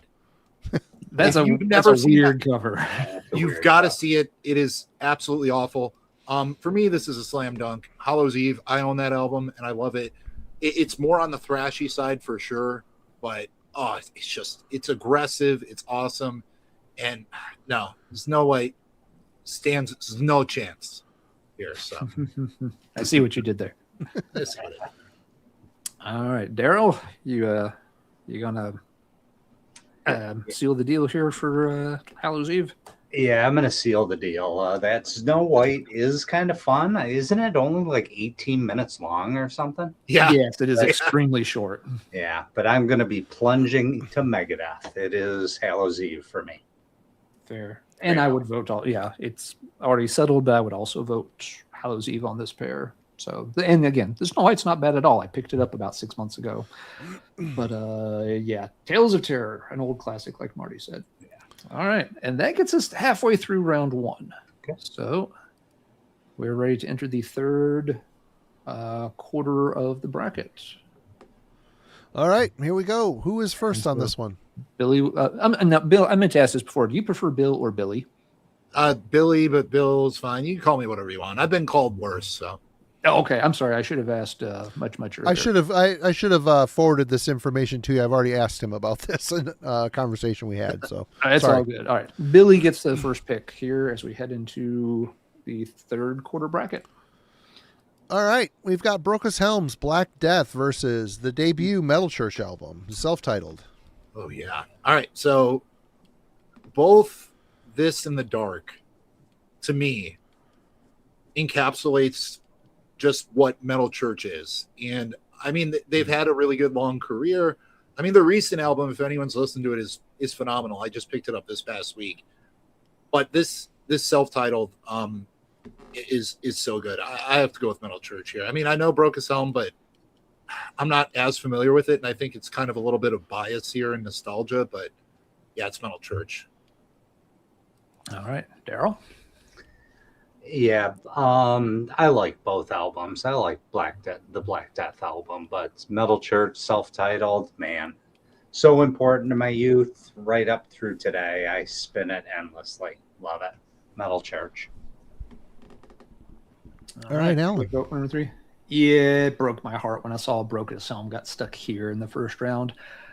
The Brokas Helm album is amazing. It is completely unhinged, very, very fast. You could call it a speed metal album almost. The Metal Church is iconic. It's not going to win, but I will not let Brokas Helm get swept. I am voting for Black Death. God damn it. The album deserves at least one vote. It does. I'm losing, but I am voting for it. And I may vote for the Metal Church album every other round. Don't get me wrong. It's fine. It's great. But Brokas Helm does not get swept. God damn it. This does not happen. Not on my watch. I vote Brokas Helm. Broke as hell. 2-1. 2-1. They're on the board. Marty, look deep in your heart, sir. You could. I like that Brokas Helm record. I think it's a really good record, and it's cool because you can hear it like. Join me, and we could rule the bracket as father and son. Yeah, I like that record a lot, and you can hear it how it's influenced bands like Lord Weird, Sluffag down the road. Their influence is subtle, but the bands that I think picked up on that sound really did something interesting moving forward. It's a great album, good songs, good variety on it, but that Metal Church album is unfuckwithable, really. It's just one of those albums you can put on, and I just want to hear it. Okay, I've spent half of my day listening to this record type of situation. So yeah, it's for me. Brokas Helm is late in my evolution, but Metal Church has been there since I started getting into the heavy stuff. So that's for me. That's the one. James had my back. Thank you, James. Well, maybe you should get James on here instead. Well, maybe I will. No, you did. You got quite a few people supporting you here, Alan. A lot of people do like that album. So I mean, it's good. Yeah. It's unhinged, like you said. It's fun. Yeah, it's a good record. It's a wild one. It could have won a fair number of matchups tonight, but once again, it got put up against the 800-pound gorilla. Sometimes it happens. Yep. Oh, well. Don't worry, Tony. Me too. Broke as hell from buying all this shit. Right. All those binders cost money, don't you know? Yeah. They're not as easy to find anymore. All right. Speaking of 800-pound gorillas, Daryl has a vote coming up, which he might be slightly biased on. All right. Given his shirt.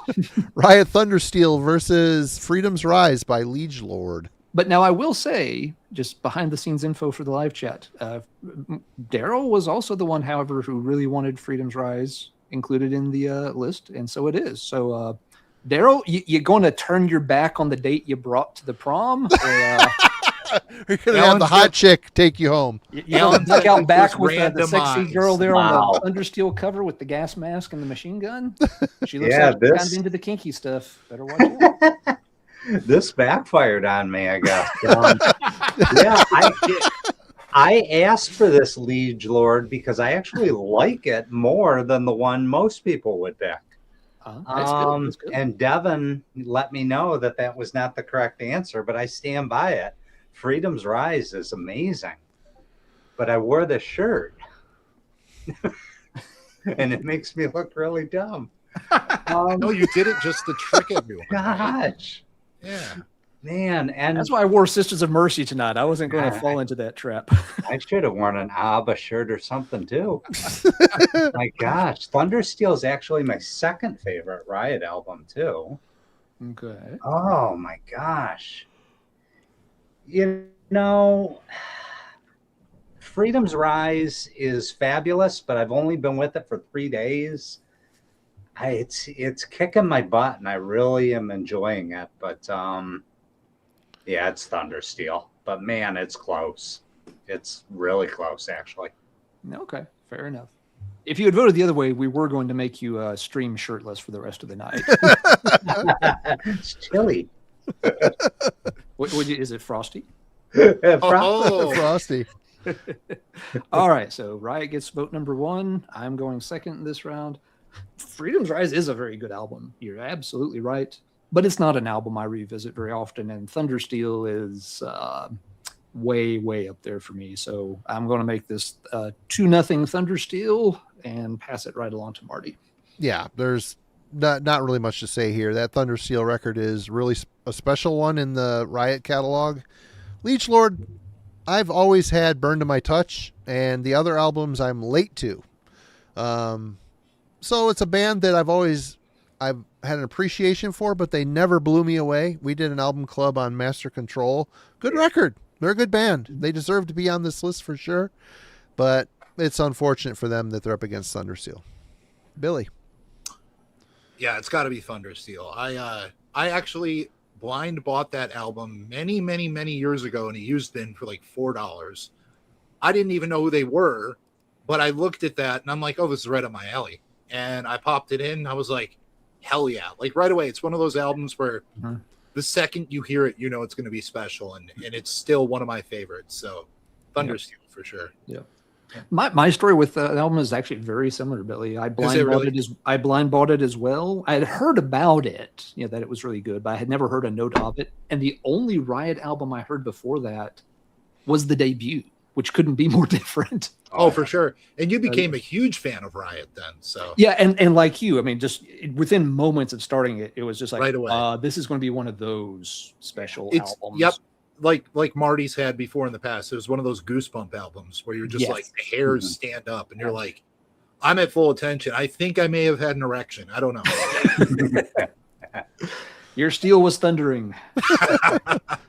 Yeah. And I didn't buy it used. I bought it for $9.99 in a Blockbuster video where you could still buy CDs in those. Oh yeah, I remember those days. Yep. All right, Thundersteel has a clean sweep. Sorry, Liege Lord. All right. Next up, we've got Griffin, which is the name of is it just Griffin? No, there's Flight of the Griffin up against Attacker, Battle at Helm's Deep, which is one of the... That's another Metal Blade cover from the people who brought you Lethal's Programmed. From the people who brought you Night on Brocken and colored pencils. They thought, if you think He-Man cartoons look a little silly, hold our pencil and... I vote first on this one. This one, I think it's a good matchup, but it's pretty easy for me because I've always had a little trouble with Attacker. The vocals don't quite hit me the right way. And I know a lot of people love the band and love the singer, and that's absolutely fine. But they've never quite worked for me. Griffin, on the other hand, is an unsung, really good one. And Metal Overkill, Dave, he's in the chat, was really nice and sent me a really, really nice reissue of the Griffin a while back because I didn't have it. And it holds up fantastic. So I'm definitely voting for Griffin here. As vote number 1. Marty, you've got vote number 2. Seems like the Griffin, we talked about it on the show at one point, and it went around for a good week or so on the Discord server. So... And then I think someone else sent me a link. Oh, you got to check this record out. And I checked it out and I did enjoy it, but I've had a little bit more contact with the Attacker. Are they a favorite US band for me? They're not, but I own a couple of their records and I like it. I think it's fun. They're a good band. And I'm just going to side with Attacker here because I'm more familiar with them. Okay. So that ties it up at 1 and Billy gets vote number 3. Yeah, so interesting to note about Griffin, the vocalist, William McKay, I think his name was. He was originally going to be the singer of Metal Church. I believe he did some vocals for them live in the 2000s. I could be wrong there. I think that's a great album. It's a lot of fun, but something about Attacker, I don't know. It's just my bag there, and I'm going to go with Attacker here. All right, so Attacker's head 2-1. Daryl. Okay, I am going to put this back to a tie because that Griffin album is super special to me. when Marty had me on and we did opening tracks, I brought up this album for Hawk the Slayer. If Cool. there's one song that people should check out from that Griffin, I say it's that. The Attacker is good, but this one's easy, Griffin. All right, chat. It is tied. Call to arms, chat. Let's do this. Please go ahead and vote for which one you would like starting now, and we'll see what you think. I've seen a few folks for both before this point, so it'll be interesting to see how it plays out. We've got Dave's voting for Griffin. James is voting for Attacker. So that's one of each. Jay's voting Griffin. So Griffin's 2-1 as of Jay's vote. Got another one for Griffin. So that's 3-1 Griffin. Lion Bird. Lion Bird. For Griffin. I also vote for Lion Bird. Lion Bird. Attacker Metal Town gives Attacker their second vote. They're behind 5. He-Man. I got 4 for Griffin for Attacker. Griffin, Okay, we're up Griffin. to 4 for Attacker. Okay, so 5, 4, 6. Frank makes it 6-4 then. 7-4 from Ed. I gotta give the cat a treat. I'll be right back. Let's see. Your windowsill, you might be thinking of the German band Attack. And this is an attacker. Let's see, Metal Kev votes for Griffin. Griffin's ahead by a couple. I think Griffin's got this. Yeah, that's So, what it looks like. it's 9-4. So yeah. Okay. I missed a few of the votes then, but glad you got I'm them. not mad. I'm not mad. They're both good. Griffin is. They're all good dogs. 2. Except Armored Saint. Except Armored Saint. All right. Oh boy, here's one that breaks Alan's heart. Is up next. Yeah. I'd like to take this moment to officially retire from live streaming because I know what happens next. No, you cannot. I'm not a Permission fan of it. denied. Yeah. All right, here we go. Who's next on the pick? It might be me. Oh, good. We'll get it right out of the way then. Let's see. Wait, no, it's you. It is okay. you. Okay, we have One Foot in Hell by Sirith Ungol and Jag Panzer's Ample Destruction. Fuck me sideways. Here's a couple albums. I had that Sirith Ungol back in the day on vinyl. I picked it up from the local radio station. Love the cover. Got rid of the record. It didn't sit with me right, but I've come back around to them and kind of wish I didn't give away the record. But I mean, really, this is kind of the essence of what this is all about. Is these two bands on this one line here? I'm going to have to side with, I think, Jag Panzer's Ample Destruction. Metal Tam, I agree. This is just All right, so Panzer gets Marty's vote. Billy, you get vote number 2. Yeah, so that would be my favorite Sirith Ungol album right there. I love it. It's dark, it's chaotic, it's unhinged, like I said at times, but honestly, I think that this is where Jag Panzer, prior to them really having a lot of more, like later on they get more European influence. And I mean, is it Conklin? Conklin's her singer, Harry right? Conklin, yeah. Okay. Yeah, he's got a great voice. It's kind of, he's showing his age now, but on this album, sounds phenomenal. This is a really, really close and tough decision, but if I were to just go with my gut, I'd go with Ungol here. Okay. 1-1. Daryl. Yeah, this is one of the closer ones yet tonight. How about the artwork on those two side by side? They're great. They look like they're the incredible same covers. artist. Yep. Man, I love both. This is my favorite Ungol by far. It's short, sweet. I want to play it over and over and over again. Every time I spin it, my favorite Jag Panzer, but it's got to be Kirith Ungol. All right, Ungol's ahead 2-1. And I have vote number 4. Lucky me. Let's count. Let's take a second and count how many copies of each of these albums you have, Alan. Which one wins out? Who's going to be the poser here?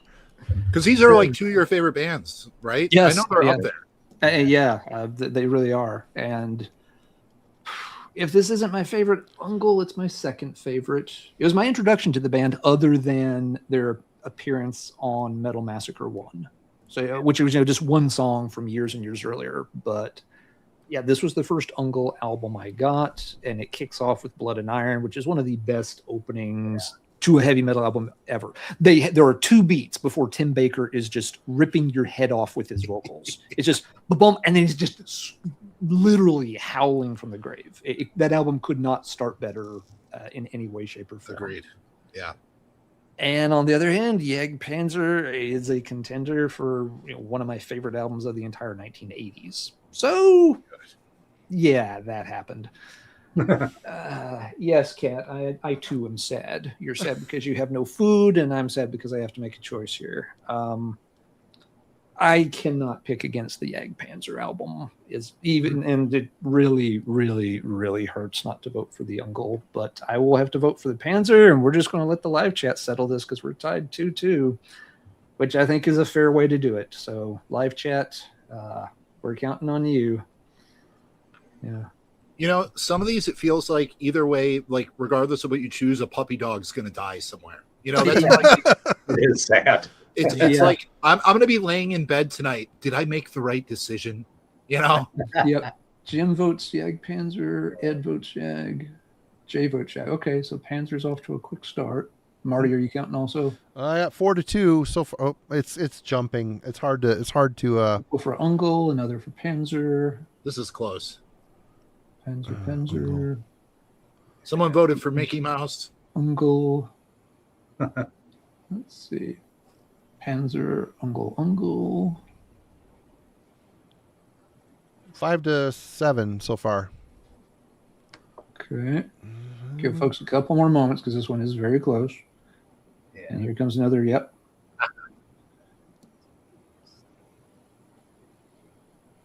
Tied. All right. Panzer, Ungle, tied. Live chat. You keep voting. We may if we have to flip a coin. That's just going to be weird. We've never had to do a coin flip. How you doing, Jim? Good to see you, man.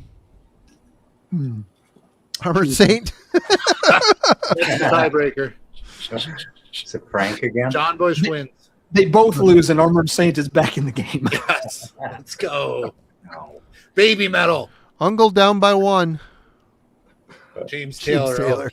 Last seconds of the fourth quarter. Ungle's down by 1.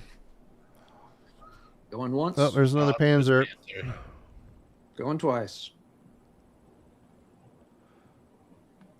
All right. 2.5. We're done. Panzer wins. You have let me down, everyone. All right. So, did Kirith Ungle literally get swept out of the first round with both albums? Halloween wins. Nobody wins with Kirith Ungle not in the second round. Agreed. No. That's sad.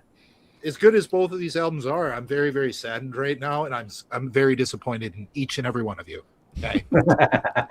Much like you're disappointed in my organization skills, I'm saddened by your choices. I mean, I voted for the Jagdpanzer, and I'm not necessarily happy about it. I know it hurts. I felt bad going with Ungle. Tell that to the 17 copies of the album you have sitting on your shelf. I'll never feel bad for accidentally buying 2 copies again. No. If you have 17 of an album, Forever Frost. Yep. All right. Next up on the list, we've got Omen's Battle Cry against Heir Apparent. Oh, God, I can't remember the name of this one. Graceful Inheritance. Yeah, we covered it on Album Club. This is a Kellen pick. Yep. And Billy, you vote first on this one. This is hilarious because I actually do have a physical of that Heir Apparent coming. I ordered it about a week ago from Indie Merch, so it should be here pretty soon. I love that album. It is so damn good. And it is Kellen's fault for me purchasing that. Thank you, Kellen. It's all your fault. God, but it's going against. I don't know. I have to go with my gut here. And I'm probably an underdog vote here. I'm going with Heir Apparent. Okay. But Omen rules, but still. Daryl. Yeah, that Omen simply rules. It's not even my favorite Omen, but it's easily Omen.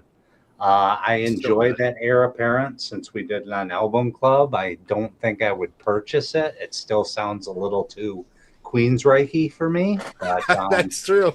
yeah, but Omen. Yeah, if you don't like Okay. Queensryche, you won't like that. Yep, that's true. Okay, so it's tied at 1. I've got vote number 3. The heir apparent is pretty cool. I think I own 2 copies of it. At the same time, it's a bit long. It's one of those times. It has some really good highs, but then it feels like it's maybe a little padded out for too long.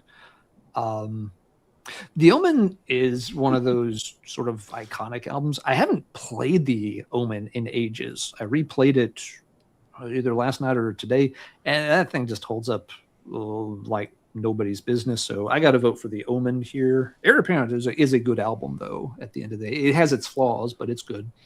So that'll make it 2-1 in favor of Omen. Marty gets vote number 3, and I think we all know how this is going to play out. But let's make it official. Give him a chance. You never vote against J.D. Kimball. Rest in peace. That guy was such a soulful, awesome metal singer. You felt every word. I have to mirror exactly what Frosty said. This may not be my favorite of the J.D. Kimball era, but it's damn close, and I got to side with Omen all day. The heir apparent's good, though. Fair Love enough. the cover art. It is a super cool piece of cover art. Now, and if folks are looking for copies, different pressings do have different cover art, so do be aware of that if you want it with a specific cover. So it's All 3-1, right? It was 3-1. Yeah. Yeah. Daryl's going to pick first next, and I'm not happy with this next pair. Uh-oh. This is another one of those moments. Here we go. Into the Mirror, Black by Sanctuary versus Hail, Hail to England by Man of War. Ooh, wow. I gotta go feed the cats or something. I can't be through to this. He's ducking out. This is super tough. My second favorite Sanctuary, my favorite Man of War. But I am a much bigger Sanctuary fan than a Man of War fan. Whew. Took me a long time to come around to the proggy direction that Sanctuary went on this second album. But I love it now. But that Man of War, every time it goes in my CD player, I can't take it out. Nope. Hail to England for me. Okay. Right. So Man of War's on the board first. I have to vote second. Ugh. Once again, which of your children do you love more? Not cool. Many people will say that's the best Man of War album, and it's hard to push back. It is not my personal favorite Man of War album, although it would be extremely close. Bridge of Death alone beats most of the heavy metal made in the 1980s, just that one song. Yeah. The Sanctuary album, now, contrary to Daryl, this is my favorite Sanctuary album. I think this is Warlord Dane's best vocal performance of his career on this album. Better than his Serpent Knight material, better than Sanctuary, better than anything he did with Nevermore. I think he is amazing on this album, and I think the songwriting on this album is just front to back. It is an enchanting album. It is one of my favorite albums of that entire decade. But you could probably say the same thing about Hail to England for the 80s. Different decade. I can't win here. I am going to pick the Sanctuary, though. I am going to go into that Black Mirror, and we're going to make it 1-1. And I'm going to pass it over to Marty while I sit here and yes, I will just leave the hall. Yeah, I was going to say, leave the hall. Leaving the hall now, sir. This is an easy one. Man of War all day. I think Sanctuary's got the chops. A little bit more technically, I'm not going to say that. A little bit more favored vocalist, I think, is Sanctuary. But Man of War, there's just the hooks are endless. There's so much power in the songs. Great songwriting. True metal essence. You don't need to be super flashy to come across awesome in these songs. And Eric Adams, what a singer. So, yeah, Man of War all day long here for me. Billy. Yeah, I'm gonna agree. Eric Adams has an iconic voice. You know it's him instantly. Yep. But the same can be said for Worrell Dane. In my opinion, this is his career vocal performance. I love that man. But it's a shame that he passed away. And this to me is the Sanctuary album.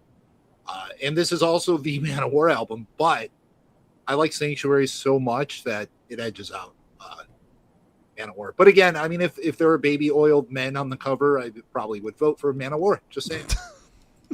You'll get that later. You'll get that later in the I picks, can't wait. So we got what? 2 for 2-2 Sanctuary, tie. 1 for Man of War? No, it's a 2-2 tie. All right. Okay. Well, everybody. Permission to re-enter the hall, sir? I don't know. You might need to sit out for another minute. Okay, then you got to count the votes yourself. Because I too voted for Sanctuary. So yeah. You, Marty and Daryl voted for Man of War. Billy and I voted for Sanctuary. So it's 2-2. So Chet? All men play on 10. I'm just going to say for Maybe my Sanctuary twin. plays on 11. All right. So This here one we- goes to 11. I'm going to start paying attention now to the picks. I'm going to see Greg just hail to Man of Wars first. Sanctuary. Okay, here we go. Man of War. Holy shit. This is hard. Man of War. Sanctuary. Sanctuary. Man of War. ooh, Sanctuary. Okay. Oh, it's getting away from me here. When it jumps like that, it fucks me up. Okay, here we go. 5. Lowest concert I've been to is Man of War. Yeah, we might need a recount on this one. Man of War. the votes have been tampered with. Man of War. There we go. I think someone spilled baby oil on them, so they're unlegible. There's no hanging Chads in the live chat. Oh, sorry, Chad. I didn't see you there in the live chat. Sanctuary. Pulled ahead by 1. Man of War. It's a tie. Oh, I may have missed a couple because it jumped. Sanctuary by a tiny bit. Sanctuary's in the lead. They both win. All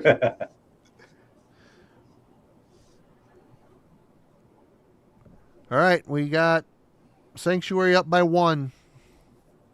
Last call, chat. Last call.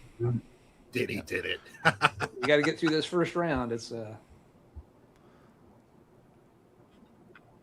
right, Marty. Sanctuary gets it. And unless I go back and recount. Oh, I know. We really don't have time to. we don't. So. We're going to give it to Sanctuary here, even though that is wrong. But, it's fine. People okay. make mistakes sometimes. It's not the first thing that's gone wrong tonight. But, So 3-2. Thanks, everybody, for your contribution here. yeah. All right. Next up. All right. Let me see. I'm voting first on this. Whatever comes up. We've got Sirens by Sabotage up against Master Control by Liege Lord. ooh. Yeah, interesting matchup. And again, because I feel like we're moving a little slow, I'll try to pick up the pace. Both albums are good. This is not my favorite Sabotage album. It has a couple of their iconic songs, but it also has some songs that you can tell, it's early phase of their career songwriting stuff. The Liege Lord, I think, is their best. I won't yell at anybody if they pick one of the others, though.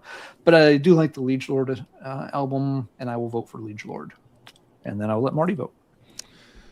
Both good albums. I think the Sabotage has a little bit more class, and I'm going with them. Okay. Billy. Next to Hall of the Mountain King, that is my second favorite Sabotage. Sabotage all day. The opener is amazing. It is. Yep.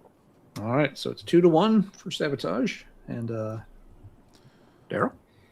Yep, I will close it out. I'm opposite Alan. This is my favorite Sabotage, and it is not my favorite Liege Lord. So, Okay. Sirens. Clean Sirens sweep. it is. Yep. No, that's fair. 4-0. That album cover is terrible. It's bad. Yeah. Robots versus creepy sewer-dwelling elf children. Yep. This next pick is a little bit on the nose here. Ready? Here we go. Who's next? Yep. Who's picking next? It's you do. This is the last one in this quarter of the bracket. So you go first. We've got Into Glory Ride versus Virgin Steel, Guardians of the Flame. Yeah, this one seemed appropriate somehow. Somehow very appropriate. You got the sword. You got the Virgin Steel really did lap at the food bowl of Man of War. Well, I mean, these are actually come out the same year. I mean, these bands came up and they're both off the New York scene. They came up side by side through the ranks. But yep, Marty, you get first dibs. I love this Man of War record. Into Glory Ride all day, every day. Billy, Ride for Revenge, great song. That's a good Virgin Steel album. It's better than the debut, but Man of War for sure. Okay, Daryl. Wow, I'm going to turn the tables. Virgin Steel for me. Oh, interesting. And then I've got the fourth vote. And this has never been my favorite Man of War album. It has some great tracks on it, but also a lot of them feel a little overly long. And this is a really good Virgin Steel album. Chat, I'm going to make the chat decide. I will vote Virgin Steel. We'll split 2-2 and live leave chat the hall. Leave the hall again. God damn it! Get out of here. What the hell are you doing? Leaving the hall. I think this one will be easier for you to count, but yep. Okay, live chat. Here we Into go. Glory Ride or Guardians of the Flame. Man of War versus Virgin Steel. Second album from each band. Let it rip. I'm ready. Yep. And then we'll get to the last quarter of the first round bracket. Okay. But things will go faster once we get into round 2. So yeah, it's all good. Yeah, see, all you got to do is put a bunch of oily men on the cover, and look at that. There's so many votes for Man of War. I knew it would work. I'm going to take that Ross the Boss Forever as a Man of War vote. That's fair. Steel. Man of War.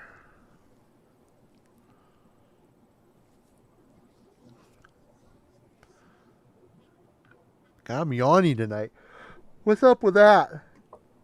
It's 55. It gotcha. It's your birthday. That's why. God. How did 55 23. happen? How did that 23. happen? 55. 23, really? yes. Well, that means I must be 23 then, because I'm right along with Marty. So I'm turning 18 then next week. It's awesome. Nice. Already got you, Jim. Marty, do we have a verdict? It's 5-2. Not a lot of votes. Any last votes on this one? I'm seeing a lot of Man of War. Man Pile War. Driver got a vote. Pile Driver. Nice. Pile Driver's just slightly Canadian. It doesn't matter. Still part of the northern continent. All right. We're calling it Man of War. Into Glory Ride takes it. That's fair. Virgin still put up a fight. Yes. Yep. 3. Baby 2. oil stock sales just went up. Yep. All right. We got one last quarter of this bracket to finish out round 1 with. Here we go. See what Billy's going to be voting first on here. We've got Too Late to Pray by Tyrant versus Self-titled Fifth from Fifth Angel. That's a good record. Yeah. It is. I was not super familiar with Tyrant until this week. I enjoy that album, but it's one of those where it's like I get a little bit of listener fatigue. I don't know if it's the vocals or what, but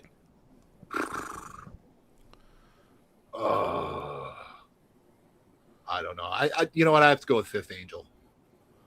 All It's right. good album. Daryl? That Fifth Angel I just picked up. There was a used copy at my store forever, and I was finally the one to buy it, and it's phenomenal. Yeah. The Tyrant I just heard this week, also good, but Fifth Angel for me. Okay. Let's see. I'm vote number 3. Yeah, I'm kind of with Billy. I have the same thing with Tyrant. It's a good album, but it does seem to kind of wear you out listening to it. And it may be that the vocal delivery is a bit over the top. Not bad, but it's one of those albums when I play it once and I don't feel like I need to play it a second time right away. But I am also late to the Fifth Angel album, but it is a really, really good album. So I'm just going to go ahead and seal the deal for Fifth Angel here to move on. Marty, your final thoughts? I own them both. I think the Fifth Angel's a little bit more dynamic, a little more exciting. The Tyrant's a good record. Got both of their early albums. They're just not. There's a lot of sameness between the songs. Their character is they're such a working class type of band. There just isn't a lot of color in their music. But I'm going with Fifth Angel. I think it's a good record. All right, clean sweep. All right. You know, there's a certain band we actually haven't seen yet. I wonder when they're going to show up. A little bit of foreshadowing, huh? I don't know. Here we go. There's something that seems like we're not quite on the right path yet. I feel bad for this next band a little bit. We got Crystal Logic. Now we're on the road. Yeah, Crystal Logic by Manila Road versus Black Death. Daryl, you get first say. Oh my gosh. All right. I feel like my screen is going to go black here in a second because I'm choosing Black Death. This is my second favorite. Oh my God. I'm shocked. I am shocked. I told people in the Discord, this is my dark horse. I love that album. I love it. Some folks do. Aaron, Metal Theologian in the chat, he champions this album. Well, look at his response to that pick. I haven't got to it yet. Yeah. I'm with you, Metal T. Okay. All right. I get the second. I got to pick Crystal Logic on this one. The Black Death album's not bad, but it is not their best material. And Crystal Logic might just be Manila Road's best material. So, yep. 1-1 as we pass over to Marty. Nothing wrong with that Black Death record, but man, that Crystal Logic record is the beginning of super special run of albums. So, Crystal Logic all day. Billy. Easy Manila Road for me. That album it rules. It does rule. All right. All right. Well, Black Death they got on the board there. You're not supposed to wear the women's panties on the outside of your drawers. Get it right. Get it right. There's no shame in losing to a Manila Road album. No. See, to me, Black Death on that album sounds kind of like if Hendrix went metal. I don't know if it's just me. I enjoy it. I've heard others say that. Yeah. To me, it's Manila Road. I just want an angry wizard yelling at me. Yep, absolutely. And some awesome jam style guitar solos. I love it. Oh, it's so good. He had such a in the pocket feel to his solo style, and it come from the 70s. It's awesome. He's a great player, great singer, great songwriter. Awesome all day. Mark Shelton, rest in peace. Agreed. All right.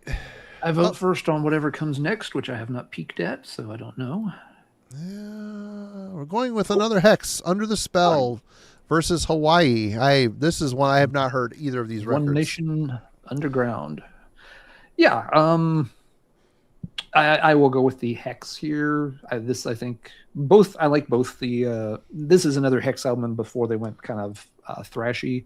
They're both good. I think this is the better of the two. The Hawaii album is fine. Hawaii is one of those bands I like, but I've never been head over heels about. So yeah, I would definitely take the Hex here. That's a really strong album. Marty, you get the vote number 2. I am putting it to the chat. I've already started taking some notes here of what we got going on here.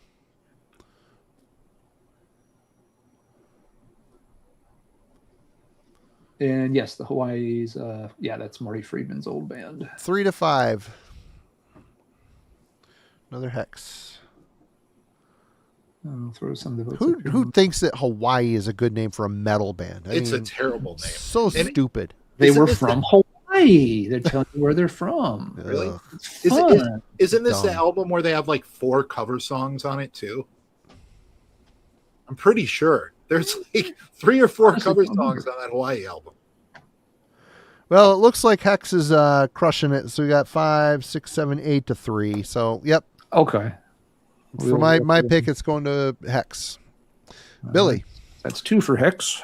I have listened to this Hex album, and I do enjoy it. It's pretty thrashy at times with some kind of classic heavy metal influence as well. But I like Marty Friedman, but I don't like Marty Friedman in Hawaii. I think he should move to Indiana or something. So this album, when our band name is Delaware. Fuck all you guys. Let's call it Indie Delaware. One Cornfield Underground. There you go. All right. That'll sell a lot of records. But yeah, it's you actually can't have a cornfield underground. The corn wouldn't grow. I just realized that doesn't make any sense. It would be called a carrot, not a corn. By the way, everyone, just wait. Korn's self-titled is somewhere on this list. So. Yes, absolutely. Limp Bizkit, the Hot Dog Water album. There Oh, it comes. God. Oh, It God. wins it all automatically. Oh, It was funny until Fred Durst entered the conversation. All right, Daryl, what do you got? Hex, definitely. Hawaii's okay, but Hex, if you like early Metal Church, you should There be you go. checking out that Hex album. Right Yeah, on. that's a good comparison. That's a very good comparison. Yes. Good call. All right, Marty, you get to vote first on the next one. Oh shit! Let me. I thought you were going yet. We have to make this thing. It was 4-0. Sorry, Hawaii. Yep. Hawaii got voted off the island. Oh, I feel bad for this one. I'm going to be pissed if this something here doesn't happen. Here we go. Ready? Yep. Warning of danger against Fire Down Sports and Under. tequila, motherfucker. Ready for a fight. Outlaw. Fire down under. This is another one of those things that shouldn't have happened in the first round. But Marty, is it safe to know where your pick falls? Oh, is it my first? You go first. J.D. Kimball. This is his shining star of an album. This album is fantastic from start to finish. The singing alone on this, you know, the maidenisms in the riff writing is great. The songs are super catchy. There's a lot of double bass rolling here. J.D. Kimball sings his ass off on this record. Warning of danger. Not even a contest. Sorry, Riot. Billy. Yeah, this one isn't even close. It's Omen. That is a 10 out of 10 album, in my opinion. All right. Daryl. Riot's in a hole. Can they dig out? I don't know. This is the most painful one of the night yet. It's My a tough favorite from both. Everything Marty said is just rings true in my heart. You can't go against J.D. Kimball. That almost sounded like a Hallmark Christmas television moment there. Oh, It's Omen. Magic moment. I'll never find love again. I'm moving to a new town and starting over during Christmas In Delaware. in Delaware. I have a very rewarding career, but I'm going to give it all up to become a domestic housekeeper for whatever Right. guy picks me up at the bus station. Jesus and And- Santa will save me. And in next episode, we are going to make a film for Hallmark. Stay tuned. Yeah. Apparently, right? Yeah, no love for Fire Down Under. You guys suck. Oh, I've got plenty of love for it. Just No, It's I a know, good I know. album. you got It's to a good pick one. Oh, It has 3 of the most iconic songs of the entire decade on it. Yeah. Omen does not. So it doesn't matter, but I absolutely would vote Fire Down Under on this pair. And I love the Omen album, but Outlaw, Swords and Tequila, Fire Down Under, nothing that's the 3 songs on one album. Most bands go their entire career and don't write a single song as good as any of those. Riot put 3 on one frickin' album. Fire Down Under does not advance to the next round because yes, I agree. Because they didn't get their cream for that fire that they got going on down there. All right. Whew. Well, folks, since we were unable to work in a certain German power metal band into this equation, we had to go with the U.S. sort of close similar Detroit name moniker. heavy metal. the Detroit version. Halloween's Detroit Heavy Metal Horror Show with Don't Meddle with Evil versus Vicious Attack by Abattoir. And this is back to Billy to pick first. Yeah, I actually wasn't familiar with Halloween until this week, and I need to familiarize myself with this band because despite me going into it with very low expectations, they were absolutely obliterated. I like this album. It's Don't fun. Meddle with Evil. It's fun. They were great Awesome. live too. They had the stage show and the whole thing. It was great. Yeah, I go with that. All right. 1 vote for Halloween. Daryl. Halloween is fun, but Vicious Attack is just phenomenal. I'm going with that. All right. So tied at 1. I will follow Daryl's lead here. The Halloween album is really fun, and it's an old favorite, but the Abattoir album is really good and very overlooked. It's not one that gets a whole lot of discussion. Really, you're right. Yeah. For whatever reason. Yeah. But so, 2-1 Abattoir. Marty, you're sorry, sir. Seen Halloween once. They were a lot of fun. A little late to their albums, though. They never made it north. It's crazy. I don't know why. But I've heard this record. It's really good. But the Abattoir, like Alan said, it's kind of an overlooked, I'm not going to say classic, but it's an overlooked banger for sure. Yeah. So I'm going to Abattoir. Abattoir shall advance then. Forsaking my fellow statesman. 4-0. It was a sweep, wasn't it? Yeah. No, it was no. Yeah. Billy did. Billy picked Halloween. Halloween. Yep. I was the contrarian here. That's okay. Daryl gets to vote first on the next pair. This one's kind of mean, man. I don't know. Here we go. It is. This is and it's kind of a cheat a little bit too, but we're going to talk about that here in a minute. You barely. Yeah. Warlords deliver us against Queensryche, the Warning. Yeah. Okay. And yes, the Warlord is a mini LP, folks, but we decided to include it. Yeah. Again, I know I'm going to get the Rotten Tomatoes thrown at me. The one that's not Queensryche. We'll make Daryl a shirt anything but Queensryche. This is my favorite Queensryche, pal. Doesn't say much, but that's cool. All right. So Daryl's voting Warlord. I'm also going to vote for Warlord. I love the Queensryche album, but this is Warlord's big shining moment, and there's not much else that sounds like Warlord. Queensryche made 2 albums that are even better than The Warning. So Warlord for me here. That makes it 2-0 Warlord as we pass to Marty. Queensryche, there's nothing wrong with that record. It's a very good record. But that Warlord album it's mystical. It's mystical. There's magic flowing from the speakers when you listen to that. I've even heard a version of this where it has Mrs. Victoria on it, which is even more awesome. So Warlord for me. Great record. Classic. All right. So it's Billy. done and done, but Billy, we'd like to... Even though my vote doesn't really matter here, I would also vote for Warlord. Warning is a good album, like you said, Marty, but Warlord rules. Like, I'm late to the party on them, but they're phenomenal. That even though it's a mini LP, it's almost another 10 out of 10. It's great. All right. Clean sweep. What the hell did I do with this? Hold on. I'm fixing past mistakes. Okay. So the clean sweep for the Warlord. Yep. We got 2 to go here to wrap up this first round. Oh, okay. It's not very fair either. No, it's not very fair, but it's... I will pick first. We've got Shock Paris. I don't know the name of this one. And Go the for the Deluge. Throat. Go for the Throat. I did not check out the Shock Paris, but it doesn't matter. I vote first, and I love this Shock Paris. I love their vocalist. Vic Hicks has this great gravelly kind of voice, can really belt them out. They're another one from that Cleveland scene, another one from the Auburn Records stable. And they got paired up against Manila Road, the Deluge. So that happened. I want Shock Paris to have 1 vote. I will give them their 1 vote. I understand how this is going to play out. I will vote Shock Paris just because they deserve 1 vote. Marty, go ahead and let's begin the swing towards the other direction. Yeah, I mean, for 1 song alone... You might say the votes are going to pour in for the Deluge. Yeah.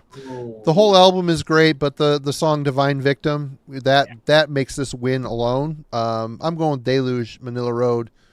Hell yeah. Billy. Yeah, I was not too impressed with Shock Paris. It was all right, but I mean, we're going against the Deluge. It's Manila Road all day. Daryl. And Daryl. Yep, this is my favorite Manila Road. Even though I like that Shock Paris, and I like the other one too, Something in Starlight. Steel and Starlight is fantastic. Steel and Starlight, yeah. I like that one too, but Manila Road, this is the cream of the crop for me. Okay. Now that's perfectly fair. We got 1 last pairing to go, and this last one is not exactly fun either. All right. We're not getting out of the first round easy here. Marty, you will be picking first on this last pair for round number 1. Self-titled Trouble, also known as Psalm 9, up against Hall of the Mountain King by Sabotage. You know what? I quit. I love that Sabotage record, but I'm a little late to it. That Trouble record, it lived. The first 3 Trouble albums really tore up my teenage years pretty well. It was riding with me on the way to school in the morning, and especially Run to the Light. That's my favorite, I think. But Well, that's not this album, so I know it's not this album. I'm stalling. I should be picking Hall of the Mountain King, but for nostalgic purposes, I'm going Psalm 9. Sorry. All right, Trouble. I'll be the only vote for that. That's fine. I don't know. We'll see. This is not an easy one to call. Billy, I have no idea how this goes, but we'll find out. Yeah, you might actually be shocked here, Marty. I'm also going with Psalm 9. I'm a sucker for doom metal, and I don't know, there's a lot of doom in that album, and I love All the Mountain King. It's one of my favorites, but that Psalm 9 album is something special, so I got to go with Trouble here. Okay. Wow. Okay. Yep. Daryl? Wow. The Trouble album has the better opening song, but Sabotage is better top to bottom. Sabotage. Okay. Alan? And for me, no contest. Sabotage. Sabotage by a country mile. I have nothing against Trouble, but I don't connect to them the same level a lot of people do. They're fine. I actually prefer the 90s weird psychedelic Trouble more than the 80s traditional straddling the doom line Trouble. It is 2-2. Chat, you get to vote one more time here to get us out of round 1, and it may be close based on the preliminaries. Marty? I'll let you read them to me, Alan. Maybe that'll go a little better this time. Trouble and Sabotage. Here we go. All right, Trouble or Sabotage, folks. Let's see. Tony says Sabotage, so 1 for Sabotage. Explosive Action, Sabotage. Ash is Trouble. Dave is Sabotage. Another vote for Sabotage. Jay says Sabotage. Peter says Sabotage. I double down says Sabotage. Eddie says Trouble. Hall of the Mountain King from your windowsill. Sabotage for Notam. Carl says Trouble. Bob says Sabotage. Lonoe says Sava. Wiss says Trouble. Mike Villain says Sabotage. Metal Kev says Sabotage. Vap says Trouble. Metal Kev says Sabotage. Oh, no, sorry. I already did that one. Where are we at, Marty? Sabotage is 12-5. So Okay, I think we got a call. I think we have a call. Yep. Yeah, we have a call. Okay. I had a feeling. That's all right. Yeah. It makes sense. I gotta say, most of these, yes, I don't have it's all for fun. I would have really been upset if Sabotage Hall of the Mountain King didn't make round 2. That would have really, really bummed me out. It is a phenomenal album, so It is. All right. you can't go wrong with either. But Yeah. That'll be the end of round 1, guys. I need a minute to deal with some hungry cats. If y'all want to do a quick reflection on how things look going into round 2, I'll be right back. I'm going to do the same cat duty, so I'll be quick. We don't need these guys, Billy. Screw these guys. go play with your cat duty. Leave the hall, Man of War haters. Damn it. Let me get the thing up in the window for us to proceed. I have to, what am I doing? Thank you, everybody, for joining us. It's great. We're been into this over a couple hours. There's still 118 people watching. Cheers to all of you. We appreciate you as always. Remove that from studio. Turn this on. Where's Miss A when you need her? Share screen. Yeah, play a song, Miss A. Play a song. Here we go. She's great at that stuff. Oh, it's awesome. Yeah, Folks, go check out on this coming Sunday over at the Metal Mayhem or Mayhem Sunday. Lee, Shred, Miss A, they'll be having Chris Gamble on from the band Bloodstorm and Goraphobia. They're going to be talking about that's going to be an interesting, just go watch. It's going to be an interesting interview. So yeah, they're always entertaining. So always entertaining, good time. They're trying to do some different stuff over there on their channel, and it works really well. They're a good team. They're doing some cool shit. If you support us, it'd be awesome if you jumped over there and supported them as well. You're going to be looking for them under the Shred Beard YouTube channel name. So 8 o'clock on Sunday nights is the Mayhem Sundays. And also, Metal Hellbilly, link in the description. Go check him out. Hey, what's up? Go check out High Definition TV. Eric's over there. He just moved into his new apartment. He shows some awesome records. Yeah, he just posted yesterday, day before. I think it was yesterday, yeah. Nice run of records. Very cool. Yeah. So here we are with this poor bracket that no one can see. Everybody, if you're watching this on your phone, you might as well just we'll call them out repeatedly. We'll call them out as we go. But yep. And big thanks to everybody in the chat. There were obviously a lot of that first round took a while. There were a lot of tiebreakers the chat had to suss out for us. So we appreciate the help, everybody. Yep. But now it's time for round 2. Things will start going faster because we've said our piece about most of the albums. It's more a matter of just deciding what we want to pick each time. Shall we? Gentlemen? Let's go. Okay, our first round here, we've got Chastain, Ruler of the Wasteland, up against Dio's Holy Diver. Oh, Billy? Really? This is mine? Oh, all right. I've already spoken my piece about both of these albums. That Chastain album is amazing, but it's going against Holy Divers. So yeah. It's Dio. Okay. Daryl? That hurt. Everything Billy said, man, it's painful. It's painful. It is. I think I just had another gray hair pop up. All right. So 2 for Dio, and the Chastain album is really cool, but it's no Holy Diver, so that makes it 3-0 already. Marty? Pack your bags, Leather Leone. Get the hell out of here. You're not gonna go up against the master. Dio. Okay, next up, we've got Fate's Warning, Spectre Within versus Sanctuary's Refuge Denied. Okay, now this is a little tougher. Nah. Yes. And Daryl, you get first pick Are you between kidding me? Spectre Within and Refuge Denied. God, why me first? It's Sanctuary. This one's even more painful. Sanctuary. All right, I have second vote on this.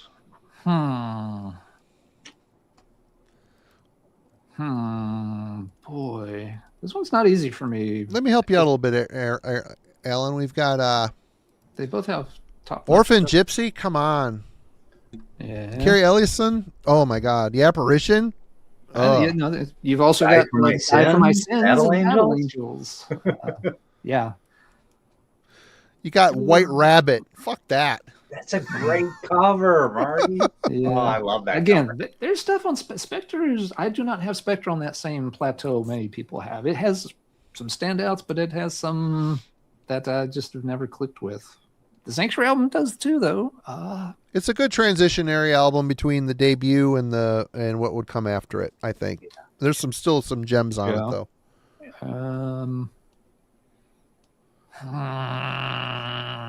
This is a real coin flippy moment, but I'll buck up and pick one of these. The Apparition version. We have to pick something. I will pick Sanctuary tonight. I might not on another night, but tonight I will pick Sanctuary. So Sanctuary moves ahead 2-0. But Marty can start to turn the tide if he so chooses.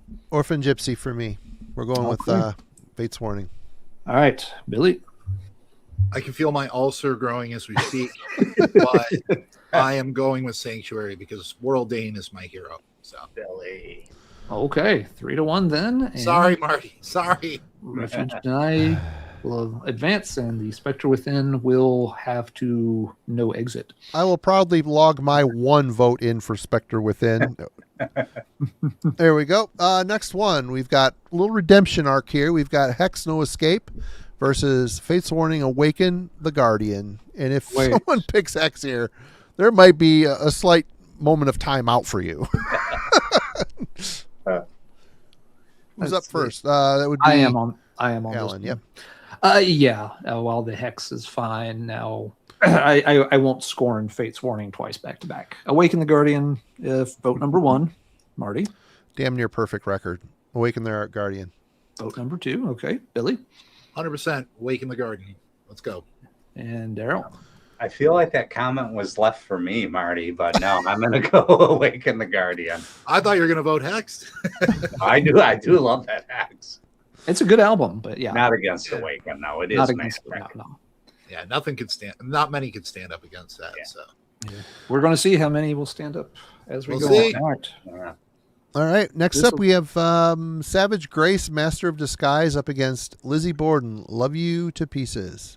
Mhm. We all need American. This will finish metal. out the first quarter of the bracket. Marty, you vote first. Lizzy, effing Bordon all day. Okay. Billy, you vote second. Savage Grace. Okay. Savage Grace. Daryl? Lizzy Bordon. Lizzy Oh, Borden. shit. Okay, so it's Lizzy. Okay, now again, just repeating since we don't have these on screen as much. Lizzy Borden, Love You to Pieces, is ahead of Savage Grace, Master of Disguise. But I'm tying this up. Master of Disguise gets my vote easily here. So Let's go. Chat, Come on, chat. your Hey, choices here we again. go. Don't are, fail me, chat. Your choices here, chat, are again Savage Grace, Master of Disguise, Lizzy Borden, Love You to Pieces. 1, 2, 3, I 4, will 5. Love You to Pieces. 5 for Savage Grace. 4, 5. 1, 2, 3, Lizzy. Savage. Lizzy. Savage Borden. Lizzy. Master of Disguise or Love You to Pieces. I'm just repeating them since we don't have them easily on screen now. Or for anybody who's just listening but not looking at their screen. Savage. Lizzy. Master of Disguise. Savage. Love You to Pieces. It's Where are we- Savage Grace. It's Savage. Okay, it sounded like Yeah. it's probably time to call that one. Fair enough. Savage Grace will move on, and looks like Lizzy Borden was given the axe. Oh. Sometimes it's fun to be wrong, right, community? Yeah, they were wrong earlier. They were right this time. Yeah. All right, moving into the second quarter of the bracket then. So it would be Bill's choice to lead off again. What do we got here, Marty? We've got Crimson Glory self-titled against Crimson Glory's Transcendence. What? Crimson Glory's going to win. Why? Why? I love both of these albums, but Transcendence wins. All right, Transcendence gets vote number 1. Daryl, what do you Yep, think? I agree with Billy. Transcendence. Okay, I get the third vote, and you're both wrong. The self-title's better, so I'll vote for that. Transcendence for me. Okay, no surprise there, really. Most folks do favor the Transcendence album. They're both so good, though. They are. Yeah, they are. Yeah, I'm not gonna. There's no griping about that. All right, Daryl's turn. What does he have to choose between, Marty? We've got Hellstar Nosferatu up against Queensryche Operation Mindcrime. Wonder where Daryl's going to land on that one. All right. Miss A and I are going to get matching shirts that say the one that's not Queensryche. All right, I know a guy. Nosferatu gets the first vote. I love the Nosferatu album, but Operation Mindcrime is just a hallmark of the decade. I can't vote against that in this case, so I will take the one that is Queensryche this time and make it a 1-1 tie as we head to the birthday boy for his vote. Yeah, I'm going to side with Queensryche here. It's a really good album. Okay, that's It's 2-1. the height of commercial U.S. trad metal, and they do it well. All right, if Billy. it was Rage for Order, I would go with Rage for Order, but I got to go with Nosferatu. So it's gotta be voted on. Okay, And as they vote, I'm gonna go pee before I pee myself. So Hellstar good time to versus take a break. Queensryche. Okay, live chat. Live chat. Your choices are Hellstar's Nosferatu or Queensryche's Operation Mindcrime. Let her rip. Marty will count. I'll repeat it a few times. Hellstar's up with Peter. Hellstar Nosferatu versus Queensryche's Operation Mindcrime. It's tied 2-2, so the live chat has to decide for us. Which one will make it to round 3? Tied so far, 2-2. Okay. Nosferatu versus Operation Mindcrime is your choice. Hellstar versus Queensryche. Hellstar. Wow. Okay. Hellstar's putting up a good A fight. little surprised. Hellstar. Hellstar is a Queensryche. Got to go with the hometown, right, Eric? Mindcrime. Nosferatu versus Mindcrime. Operation Making a Mindcrime. comeback. No. Come on, don't peter out. Let's go. Give us your thoughts. A few more votes while a few more moments while Bill takes a quick break. Once Billy comes back, this is done though. So Queensryche. Come on, Hellstar. Nosferatu versus Operation Mindcrime. Hellstar. Right on. Not just hometown. DeGarmos are literally neighbors. Right on, man. All right. Going Hellstar. once. Going twice. Queensryche needs to rally if they're gonna win out on Hellstar. What's the count at, Marty? 9 Hellstar, 6 Queensryche. Yeah, we give it like one more moment, but yeah. No, it's called. It's good. I think it is called. I think Hellstar just won. All right. Yes. That is a bit surprising. Hellstar 3, Queensryche 2. All right. All right. Very close. All right. I will vote first on this next pair. Going to Eric's hometown again. We got Wasp self-titled versus Metal Church, The Dark. Yeah, okay. 2 pretty heavyweight ones here. I voted against the Dark in the first round. I'm not doing it again. So, the Dark. Nothing against the Wasp album, but the Dark. They are so both good records in their own right, but I'm siding with I'm going with the Dark. All right, 2 votes for Metal Church as we pass over to Billy. Yeah, Metal Church all day. Okay. Daryl? Well, I'll put in the single vote for the Wasp, self-titled. Fair enough. Wasp gets a vote, but does not make that for the third round. Daryl's an animal. All right. Dark will move on. Oh, poor Vote like a Sentinel beast, Beast. Daryl. We've got Money. Sentinel Beast, Depths of Death up against Hallow's Eve, Tales of Terror. Interesting pair. Marty, you vote first. Hallow's Eve, better record, more unique. They are their own sound. Good street metal. Love it. Good record. Billy, you Yep. vote second. I'm with you there. How's Eve rules? Okay. Daryl? Hallow's Eve does indeed rule. All right. Looks like Hallow's Eve easily coasts into round 3 over Sentinel Beast. Wah, wah. Yeah, I would vote for Hallow's Eve also on that pair. I like the Sentinel Beast is fine, but I just don't go back to it nearly as much as I do Hallow's Eve. Oh, boy. All right, and that brings us into quadrant 4. So this will be the last quadrant for round 2. So Billy will be voting first when Marty is ready to call the pair. All right. We got Metal Church back with their self-titled album versus Riot Thundersteel. Oh, well, there we go. This is a tough matchup. Definitely. a tough- Daryl's like, oh, no, I should have worn the stupid fucking shirt. Oh, should have worn my metallurgy shirt. I go first, right? And then you go after me, Yes. Daryl. Okay. That's correct. I'm gonna just read right off Daryl's shirt. Thunder Steel. Let's go. Okay. Daryl, hey, how you doing? Thundersteel. This is painful. Thundersteel. Okay. Metal Church self-titles found itself in a hole here. I vote third. Thunder Steel. Sorry, I won't do that again. Metal Church. I'll hold out for the Metal Church. A great album. Great band. It's surprising to see it exit here, but it seems to have run into a little bit of a meat grinder. Sorry, Metal Church. Metal Church is in round 3 with the Dark, but not with the self-title, which is surprising. Folks can complain that it had a tough matchup, but if you want to be the best, you got to beat the best. And the self-titled Metal Church could not do that tonight. We move on. All right, Attacker. Battle at Helm's Deep versus Jagdpanzer's Ample Destruction. Wait.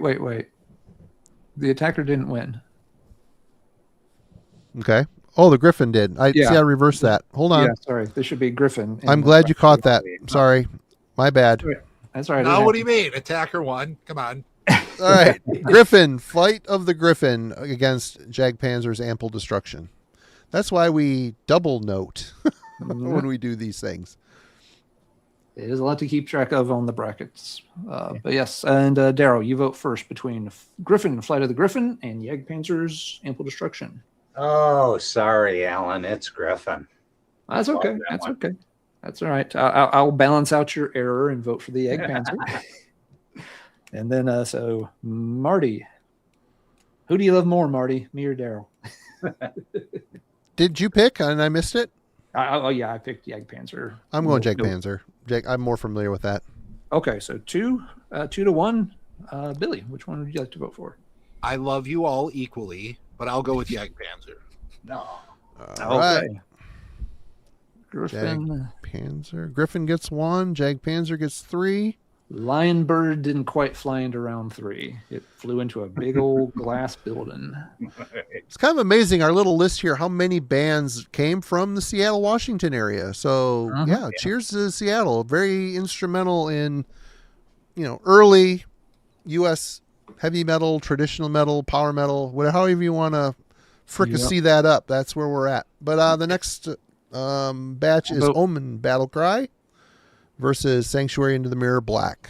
I vote first on this one. So yes, Omen Battlecry, Sanctuary Into the Mirror Black. Ah, good God.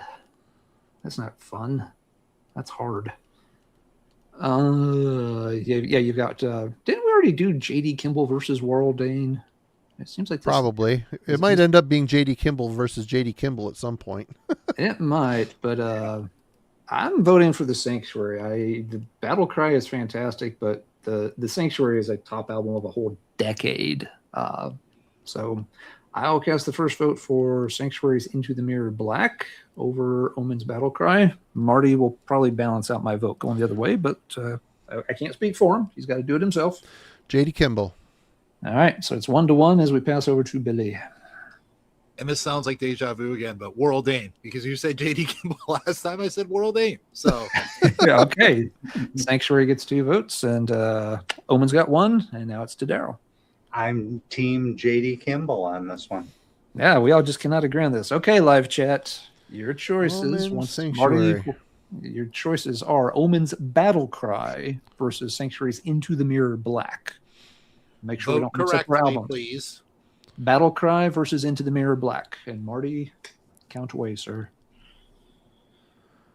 Omen. Battlecry or Into the Mirror Black? Omen. Sanctuary. Omen. Omen.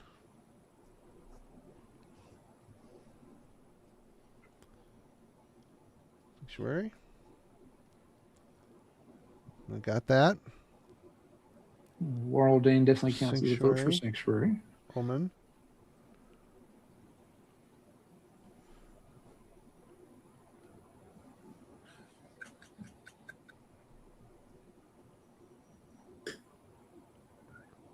I don't know if that Jesus drinks jet fuel is. I think I did. Okay, Omen. 10-5. Omen favor. Yep. Last chance for Sanctuary. Last chance to rally. But if Omen's ahead by 5, we're about to call it. I'm calling it. Omen. I'm not mad. I'm just disappointed. Me too. 3-2. All right. And then we've got last pair for third quarter of the bracket.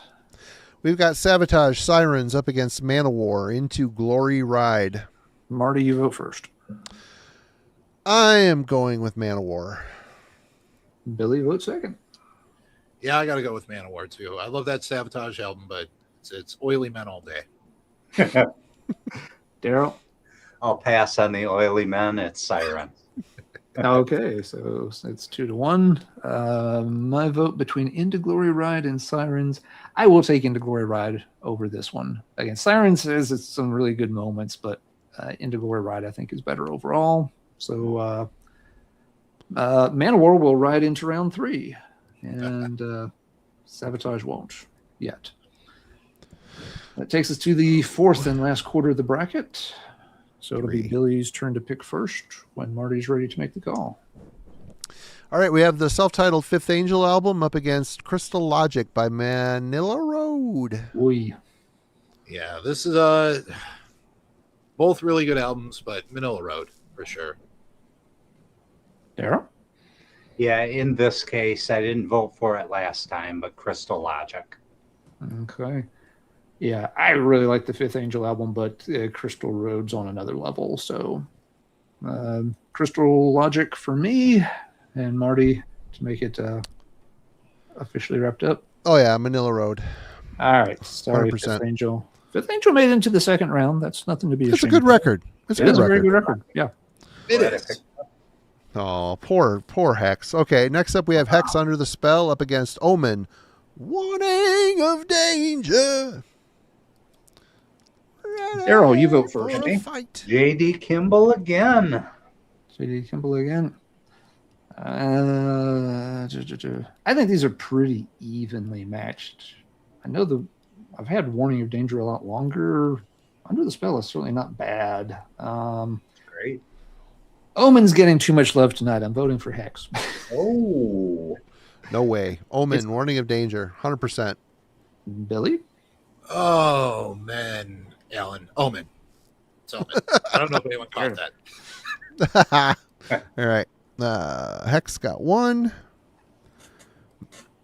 3. All right. Next up, Abattoir, Vicious Attack versus Warlord, Deliver Us. I vote first on this pair, and I would vote Warlord Deliver Us. Warlord for me. What a great record. EP, but hey, we let it slide. Mini. If it was an EP, we would have disqualified it, but it is a mini. It's LP, a mini album. So, wait. And Warlord didn't really have like a full length album. Oh, I mean, they did, but yeah. This, if you're going to have Warlord, this is the one you got to have in. So Yeah. anyway, that's 2. Billy Yep. Warlord.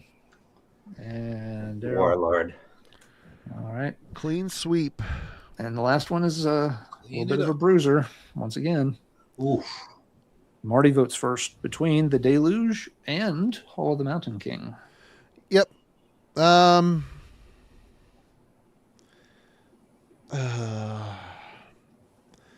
See, the problem is I like so many Manila Road records kind of equally, but I think that Sabotage album really does need to advance. So I'm going Hall of the Mountain King. It's a great record. What a great record. All right. 1 for Sabotage. Billy. Yeah, I missed the vote on it last time, but I'm not going to do that again. Sabotage. Okay. 2 for Sabotage. Daryl. Yeah, I love the Deluge, but not against this juggernaut. Sabotage.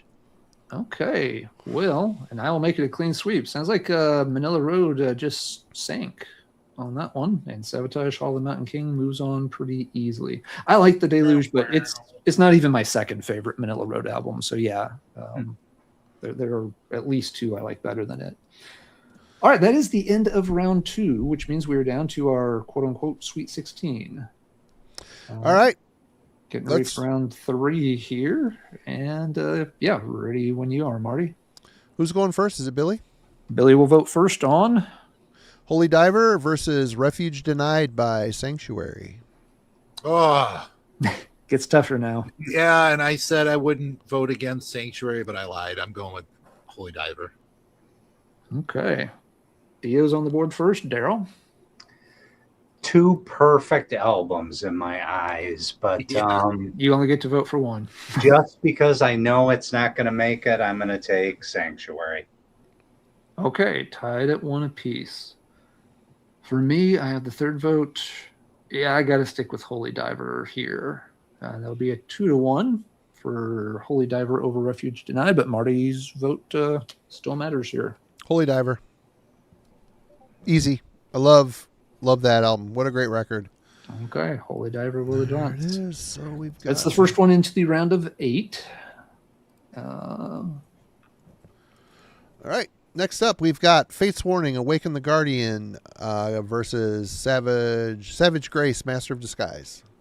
Daryl, you vote first on this one. Oh, Fate's Warning. This is an easy one. It does seem like this may be one of the easier picks slate. I would also take Awaken the Guardian here. Sorceress, Fate's Warning. Fate's Warning for me. All right. Fate's Warning is second one into the round of 8. Right. Next up, I will God pick first. What do I have damn to choose right. between, Marty? Crimson Glory, Transcendence versus Hellstar's Nosferatu.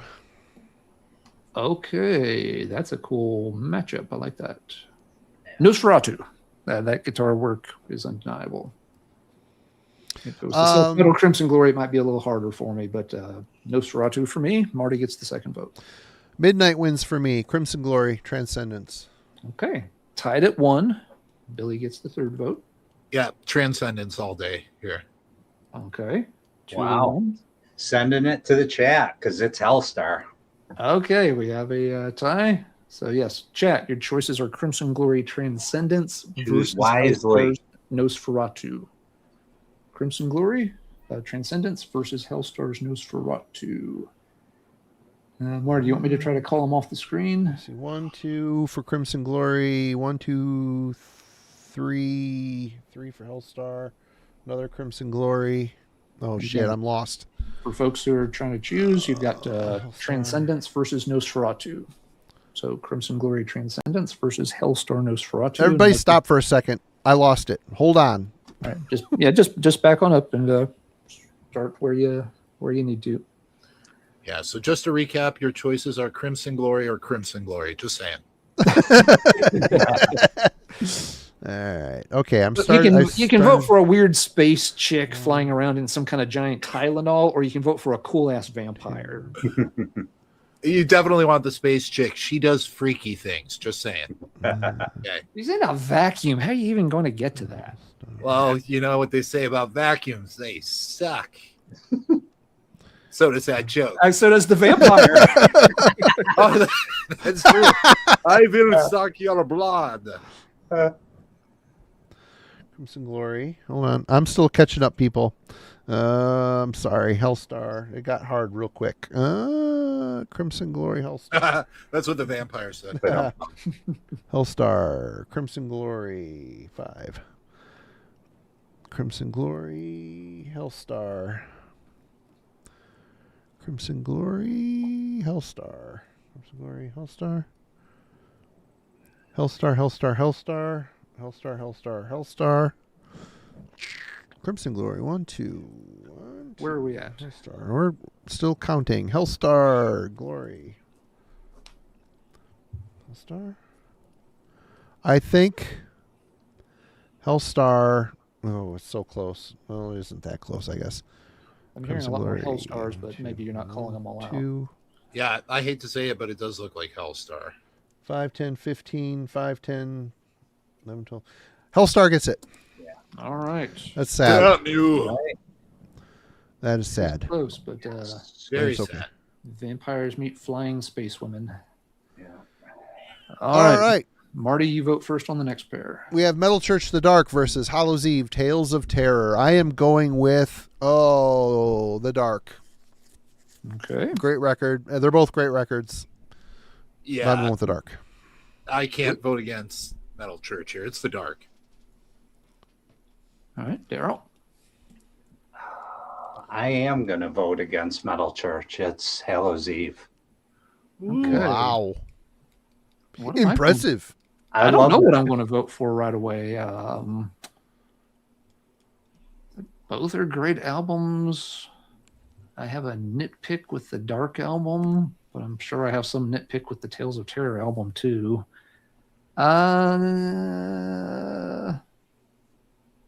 Marty, put your counting pants back on. I've made it. I've made it. A list already here. I'm ready.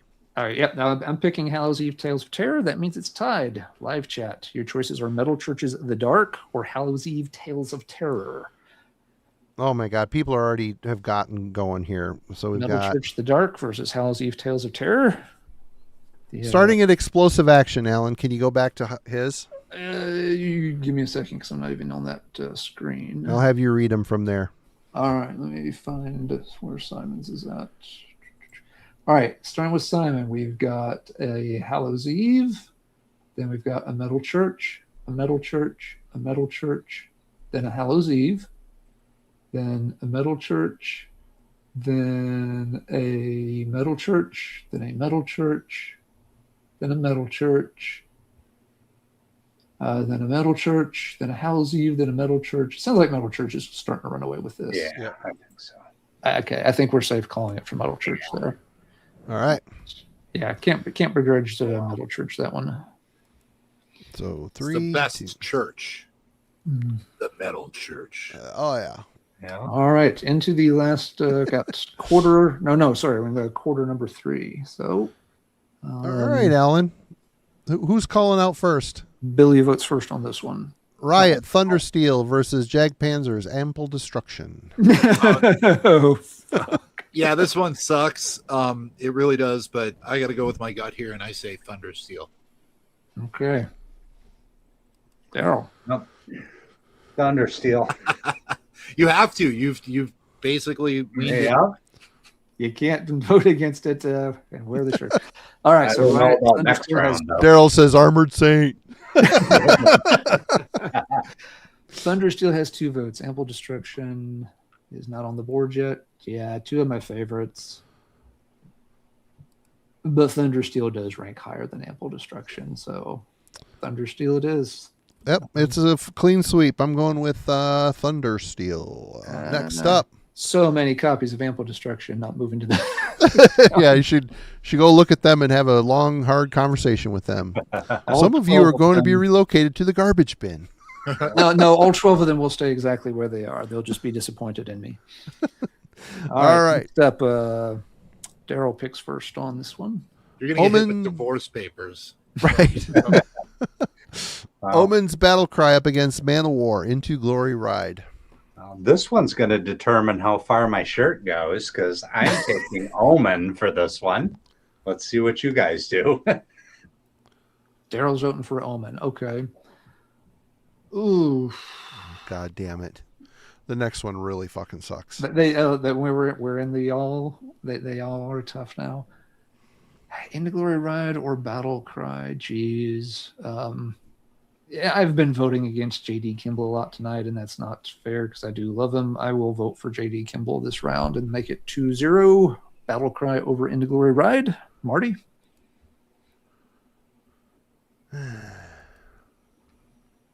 Marty, are you actually pondering voting against JD Kimball? Nope. I think Marty had a stroke. Birthday stroke. I'm going with Omen. Man, Omen's just crushing through this whole bracket. 4-0 for Man. Wait, of no, War. Billy didn't vote. Oh, yet. I'm sorry, Billy. I'm sorry. What do you got? You are correct, though. It's 4-0. I'm going with Omen. All right. All right. Wow, no love for Into Glory Ride. A little surprising. Next bracket, we've got Manila Road, Crystal Logic versus Omen, Warning of Danger. And I vote first on that, and I vote Crystal Logic, and it's not even close. There's no, I have no problem with this vote. Crystal Logic gets my vote. Marty, what gets your vote?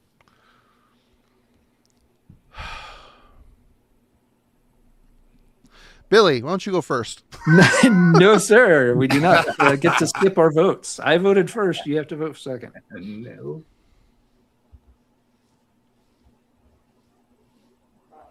This might be the hardest one so far for me.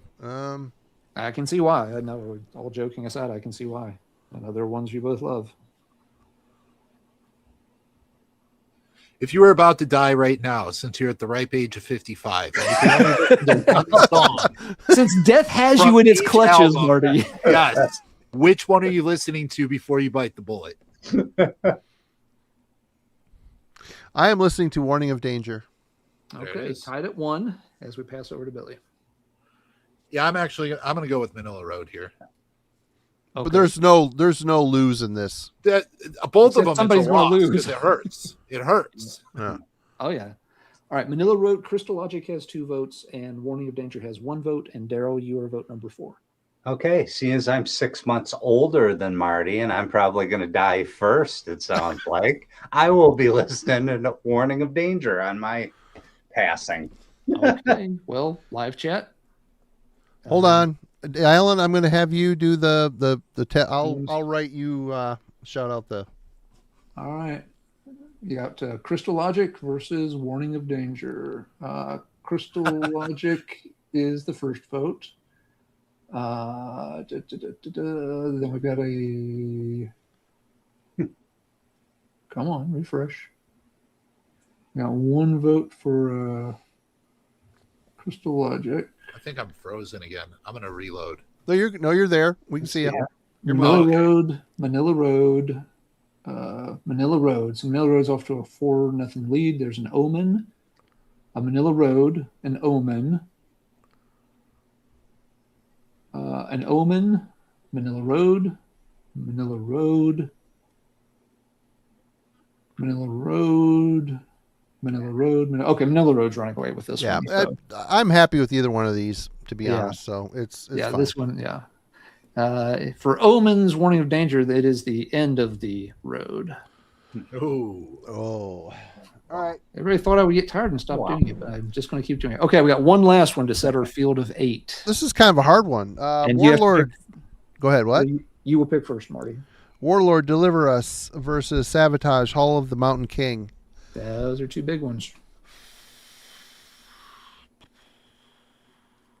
I'm going with Warlord. Okay. Billy.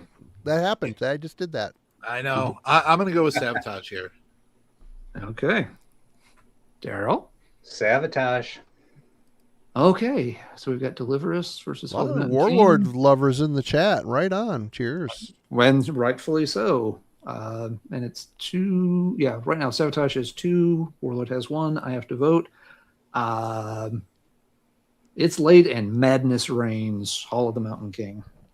There we go. So Sabotage advances, huh? Sabotage advances. Warlord does not. That's tough. But I mean, we're down to 8 albums. There's just not room for all the things that we love here. Wait a minute. Wait.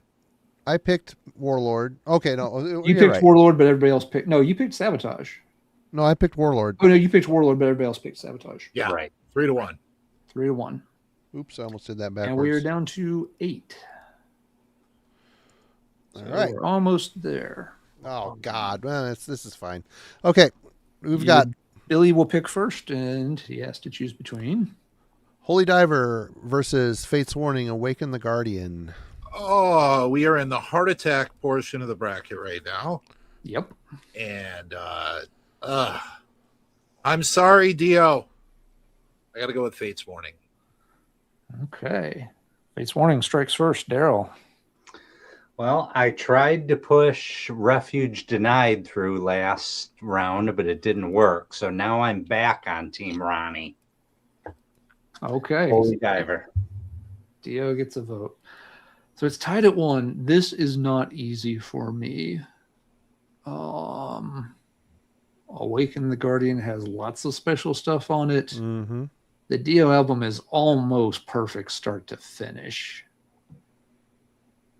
Exodus, Guardian, Yes. Sorceress. See, I'm not as big on Sorceress as you are. You also Love that song. You've also got that really long, complex song that ends the first side that I'm always just I get lost in. There are moments on Awaken the Guardian that I do struggle with. As much as the good moments are divine, but there are a few points where it gets out in the weeds. I am going to vote for Holy Diver.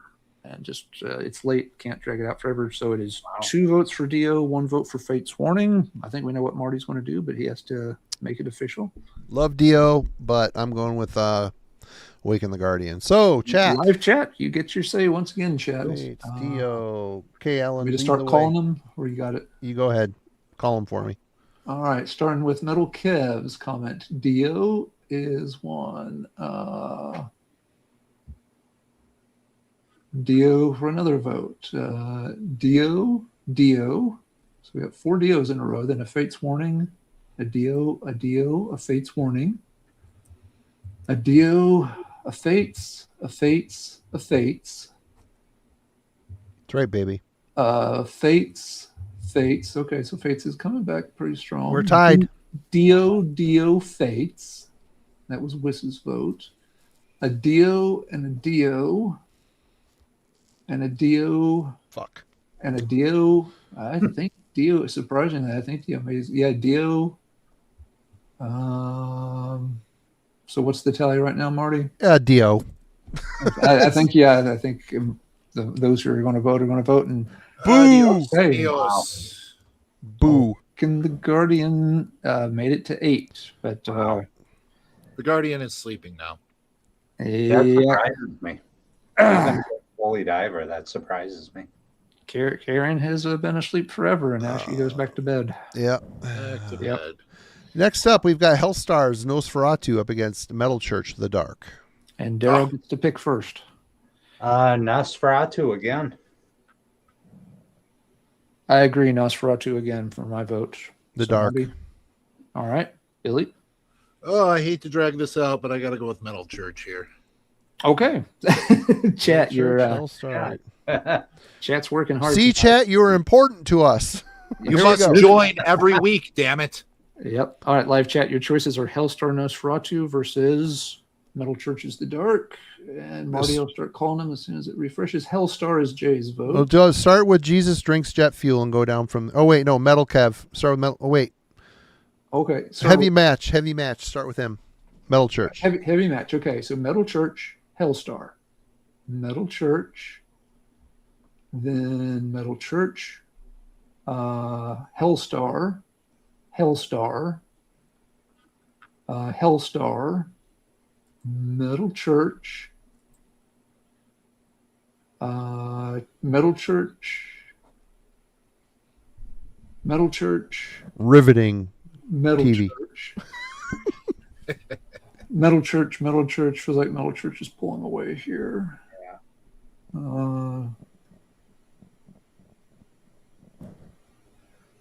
Metal Church. Okay, yeah, Metal Church. Yes, we That's go right. to church. Hell yes. All right, Nosferatu 2, and Metal Church 3. There we go. Drive a stake through that vampire's heart. All right, next up. Oh man, JD is rolling in his grave. We got Riot Thundersteel up against Omen's Battle Cry. I vote first. I vote Thundersteel. I'm going Battle Cry. Fair. Thundersteel. Daryl. Daryl, do you violate the shirt? Chat, it's got to go to the chat. It's Omen. Okay, You chat. failed your shirt. Remove it, sir. Take it off. Hold Take on. it off. We got Omen against who the fuck? Thundersteel versus Riot. Battle Cry. All right, so we're starting Alan up at. There's a Riot. We're starting at Corbin had one there. Metal Overkill, right below Mike Villain's post there. He'll be the first. And Metal it's Riot. Okay, so Metal Overkill, Riot. Then Jay is Omen. Jesus is Omen. Jay is Omen. Tam is Riot. Eric is Omen. Then someone is Riot. Then an Omen. Then an Omen. Then an Omen. Yeah, Omen's starting to pull away on this one a lot. An Omen, a Riot. A Riot, an Omen. An Omen from Fish Cult is where I'm at. A Riot from James. What's our total at, Marty? 10 Omen, 5, 6 Riot.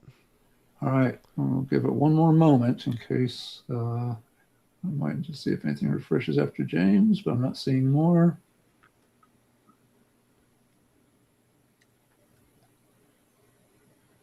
I'm not seeing any more come in. So, well, here, let's see. We got one more for Omen. So, okay. So I guess it's Omen. Right. Wow. Rest So in Battle- peace, Riot. Battle Cry over Thundersteel. Who's on? How do you feel about that, Alan? Not good. Honestly, the Thundersteel is like a top 5 album of all time for me. Battle Cry is great, but I know. I don't know. But Omen has had a lot of support tonight, so it's not that surprising. But we got Yeah. one more to pick here to get to our final 4. Marty, you will vote first on the last one here, which is Crystal Logic versus Hall of the Mountain King. Oh, Yep. Sorry, Sabotage, but I'm siding with the shark on this one. All right, Marty votes for Crystal Logic over Hall of the Mountain King. Billy. yeah, I gotta go with Crystal Logic here. That's hard. That is very hard. All right, Daryl. I'm siding with the king. All right, Daryl says Madness Reigns, Hall of the Mountain King. Yeah, was one of the toughest ones for me all night. Both of these are probably like top 25 albums of all time. And I have a feeling they'd be dangerously close to each other if I had built that list. Oh, I think my answer is Crystal Logic, and boy, that sucks not to pick Mountain King. But I think I would have Wow. picked on this one. It's that close though. But Yep. All right. All right. That finishes our final four. So the final four, while Marty reboots, we've got Crystal Logic, Battle Cry, Holy Diver, and the Dark. These are going to be the four in the finals. I Marty, did not expect this. No. Really. we should have thought beforehand. Picked what we thought would make it at the end. We kind of forgot to do that, but oh well. Anyway, are you ready, Marty? Yep. Billy, the first pair is Holy Diver versus the Dark. Yeah, you've got to go with the Dark here. God, that sucks. All right. Okay. Yeah, Metal Church. Daryl? Holy Diver. Okay, so tied at 1. My vote is Holy Diver. So Dio's ahead 2-1. Marty, your vote? I'm going Metal Church. Fuck it. Let's go. Because I like making everybody watch me write little lines on a piece of paper. It's fun. You know, guys, we haven't decided anything tonight. The chat's done that. I know. Yeah. So give yourself all a round of applause for this. All right, we'll start with Mike Villain here. Dio.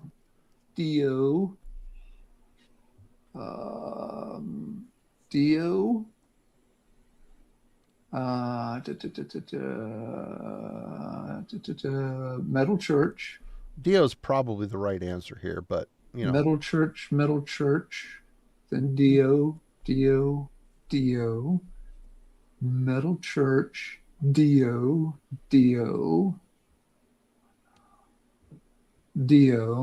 I feel like Dio's got a Metal Church, then a Dio, then a Church. 10-6. 10-6. There's 2 more Dios. Does that make it 12-6? Yep. Okay, let's call it for Dio then. Yep. They've doubled up. So if this was like Mob Rules, it would be for me a different. I mean, I love Holy Diver, but man, yeah, we can talk when we get to the end here, but about what we saw. But all right, we got our other half of the final four pairing is Omen's Battle Cry versus Manila Road's Crystal Logic, and Daryl votes first. Yeah, Battle this one Cry sucks. versus Crystal Logic. This one sucks. Battle Cry. Yeah. All right, Crystal Logic. Marty? I got to go with Crystal Logic here. Sorry, JD. 2 Crystal Logics to 1 Battle Cry. Billy? For once, the chat is not going to decide. I go with Crystal Logic. Okay. Battle Cry ends its run there, and it had a very strong run. And this means we're down to our final pair. We've worked on it for about 3 hours, and the last pair is going to be Holy Diver versus Crystal Logic. And I would vote first, and I vote Crystal Logic. Hold on a second. I fucked up something. Sorry. I fucked up something. That's okay. Why is Battle Cry? Oh, wait. We're in the last pair. Okay. Those are runner-ups. I'm like, why are those 2 there? They lost because there's a runner-up. Oh, okay. Yeah, that's sorry. Right. They saved the runner-ups. Sorry. And maybe we'll vote on those if we have time, though I know Billy's got sort of a deadline we need to be mindful of. Turn it into a pumpkin over there. Yeah, my vagina turns into a pumpkin at 11. That's right. Okay, so folks, again, last pair. We're down to 2. It is Dio's Holy Diver versus Manila Road's Crystal Logic. I vote first, and I do vote Crystal Logic. Marty votes second. Crystal Logic. All right, Billy, you can make it. I love you, Dio, but it's Crystal Logic. All right, Daryl. Oh, Ron. Don't matter. Ronnie is rolling over. I got your back, Ronnie. Holy Diver. Diver gets a vote in the end, but all right, Crystal Logic. Celtic don't matter, Frosty. Wow. All right. And so at the end, we said there could only be one, and the only one left standing is Manila Road's Crystal Logic. Now we can quickly do the runners up. Metal Church versus the Dark versus Omen Battle Cry. The Dark versus Battle Cry, and Marty, you would get first vote on that. I'll give Omen their place at the table. I'll give them Battle Cry. I mean, okay. I listen to Metal Church more. I'll have to go with my youth here. I'll go with the Dark. Okay, so Marty switches to the Dark. Billy? Yeah, I got to go with the Dark. It's one of my favorites. Daryl? I'm going to go Battle Cry. Battle Cry? It's really close. I probably also listen to the Dark more, so I think it might just barely edge out Battle Cry. It'd be close, but I'll say Battle Cry. And that'll wrap us up here.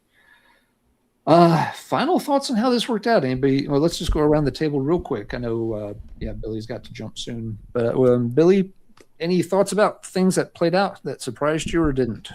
Honestly, that being the winner actually did surprise me quite a bit. Like I knew Manila Road would probably make it pretty far, especially here. I mean, we love them. You know, I mean, they're great, and that's a fantastic album. But I honestly expected, just because I have personal bias, Transcendence to go a lot further than it did. I was literally crying inside when it lost. But overall, I mean, you can't complain with the winner here.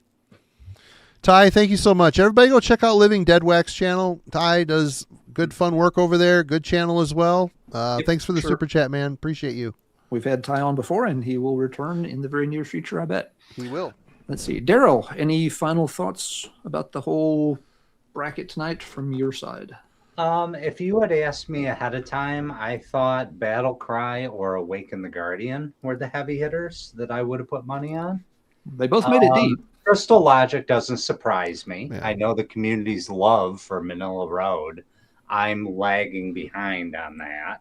I know. Though I do love them. But, it surprised me that took it all. Okay. Bob, thanks so much for the super chat. We appreciate you, again. Appreciate it. You, Bob. Let's see. My own thoughts on it. If I had guessed before we started, and I meant to and just forgot to, but if I had guessed about the winner, I probably would have guessed Metal Church is self-titled, so I was a little surprised it got bumped a couple of rounds before the end of the line. I can't say I'm surprised Omen did so well. I am surprised how easily Omen steamrolled, both those albums late into the whole bracket. I thought Omen might eventually hit Turbulence earlier than they did. They're both fantastic albums, don't get me wrong. I'm just surprised that, we saw two Omen albums that late in the whole process. I'm also surprised by how many things had to be thrown to the chat to break ties tonight. So once again, thank you to everybody in the chat for making this work. This is by far the most tiebreakers we've needed help with on a show. But at the same time, we also did allow 2 albums per band. So I think we were able to, I think it was a bracket that was very loaded with quality stuff. We didn't have a lot of those more underdog albums necessarily, as we have maybe in some of the other brackets where it was limited to 1 album per band. So maybe that played a role in it. Marty, your thoughts on the whole shebang? I think Omen did as well as they did because the character of the singer. I mean, if you look at the ones that ended or in the contention for the competition for the number 1, they all had very strong singers or singers with a very strong characteristic. So I'm not surprised. I was kind of thinking in my head that Awaken the Guardian was going to be in the top 4, and Warlord was kind of surprised. Mm-hmm. I mean, really, I don't hate what ended up. I mean, I think a good one ended on top. So I don't know. It's just interesting to see how these play out. You start thinking about it, and God, having to choose is always hard. For sure. Yep.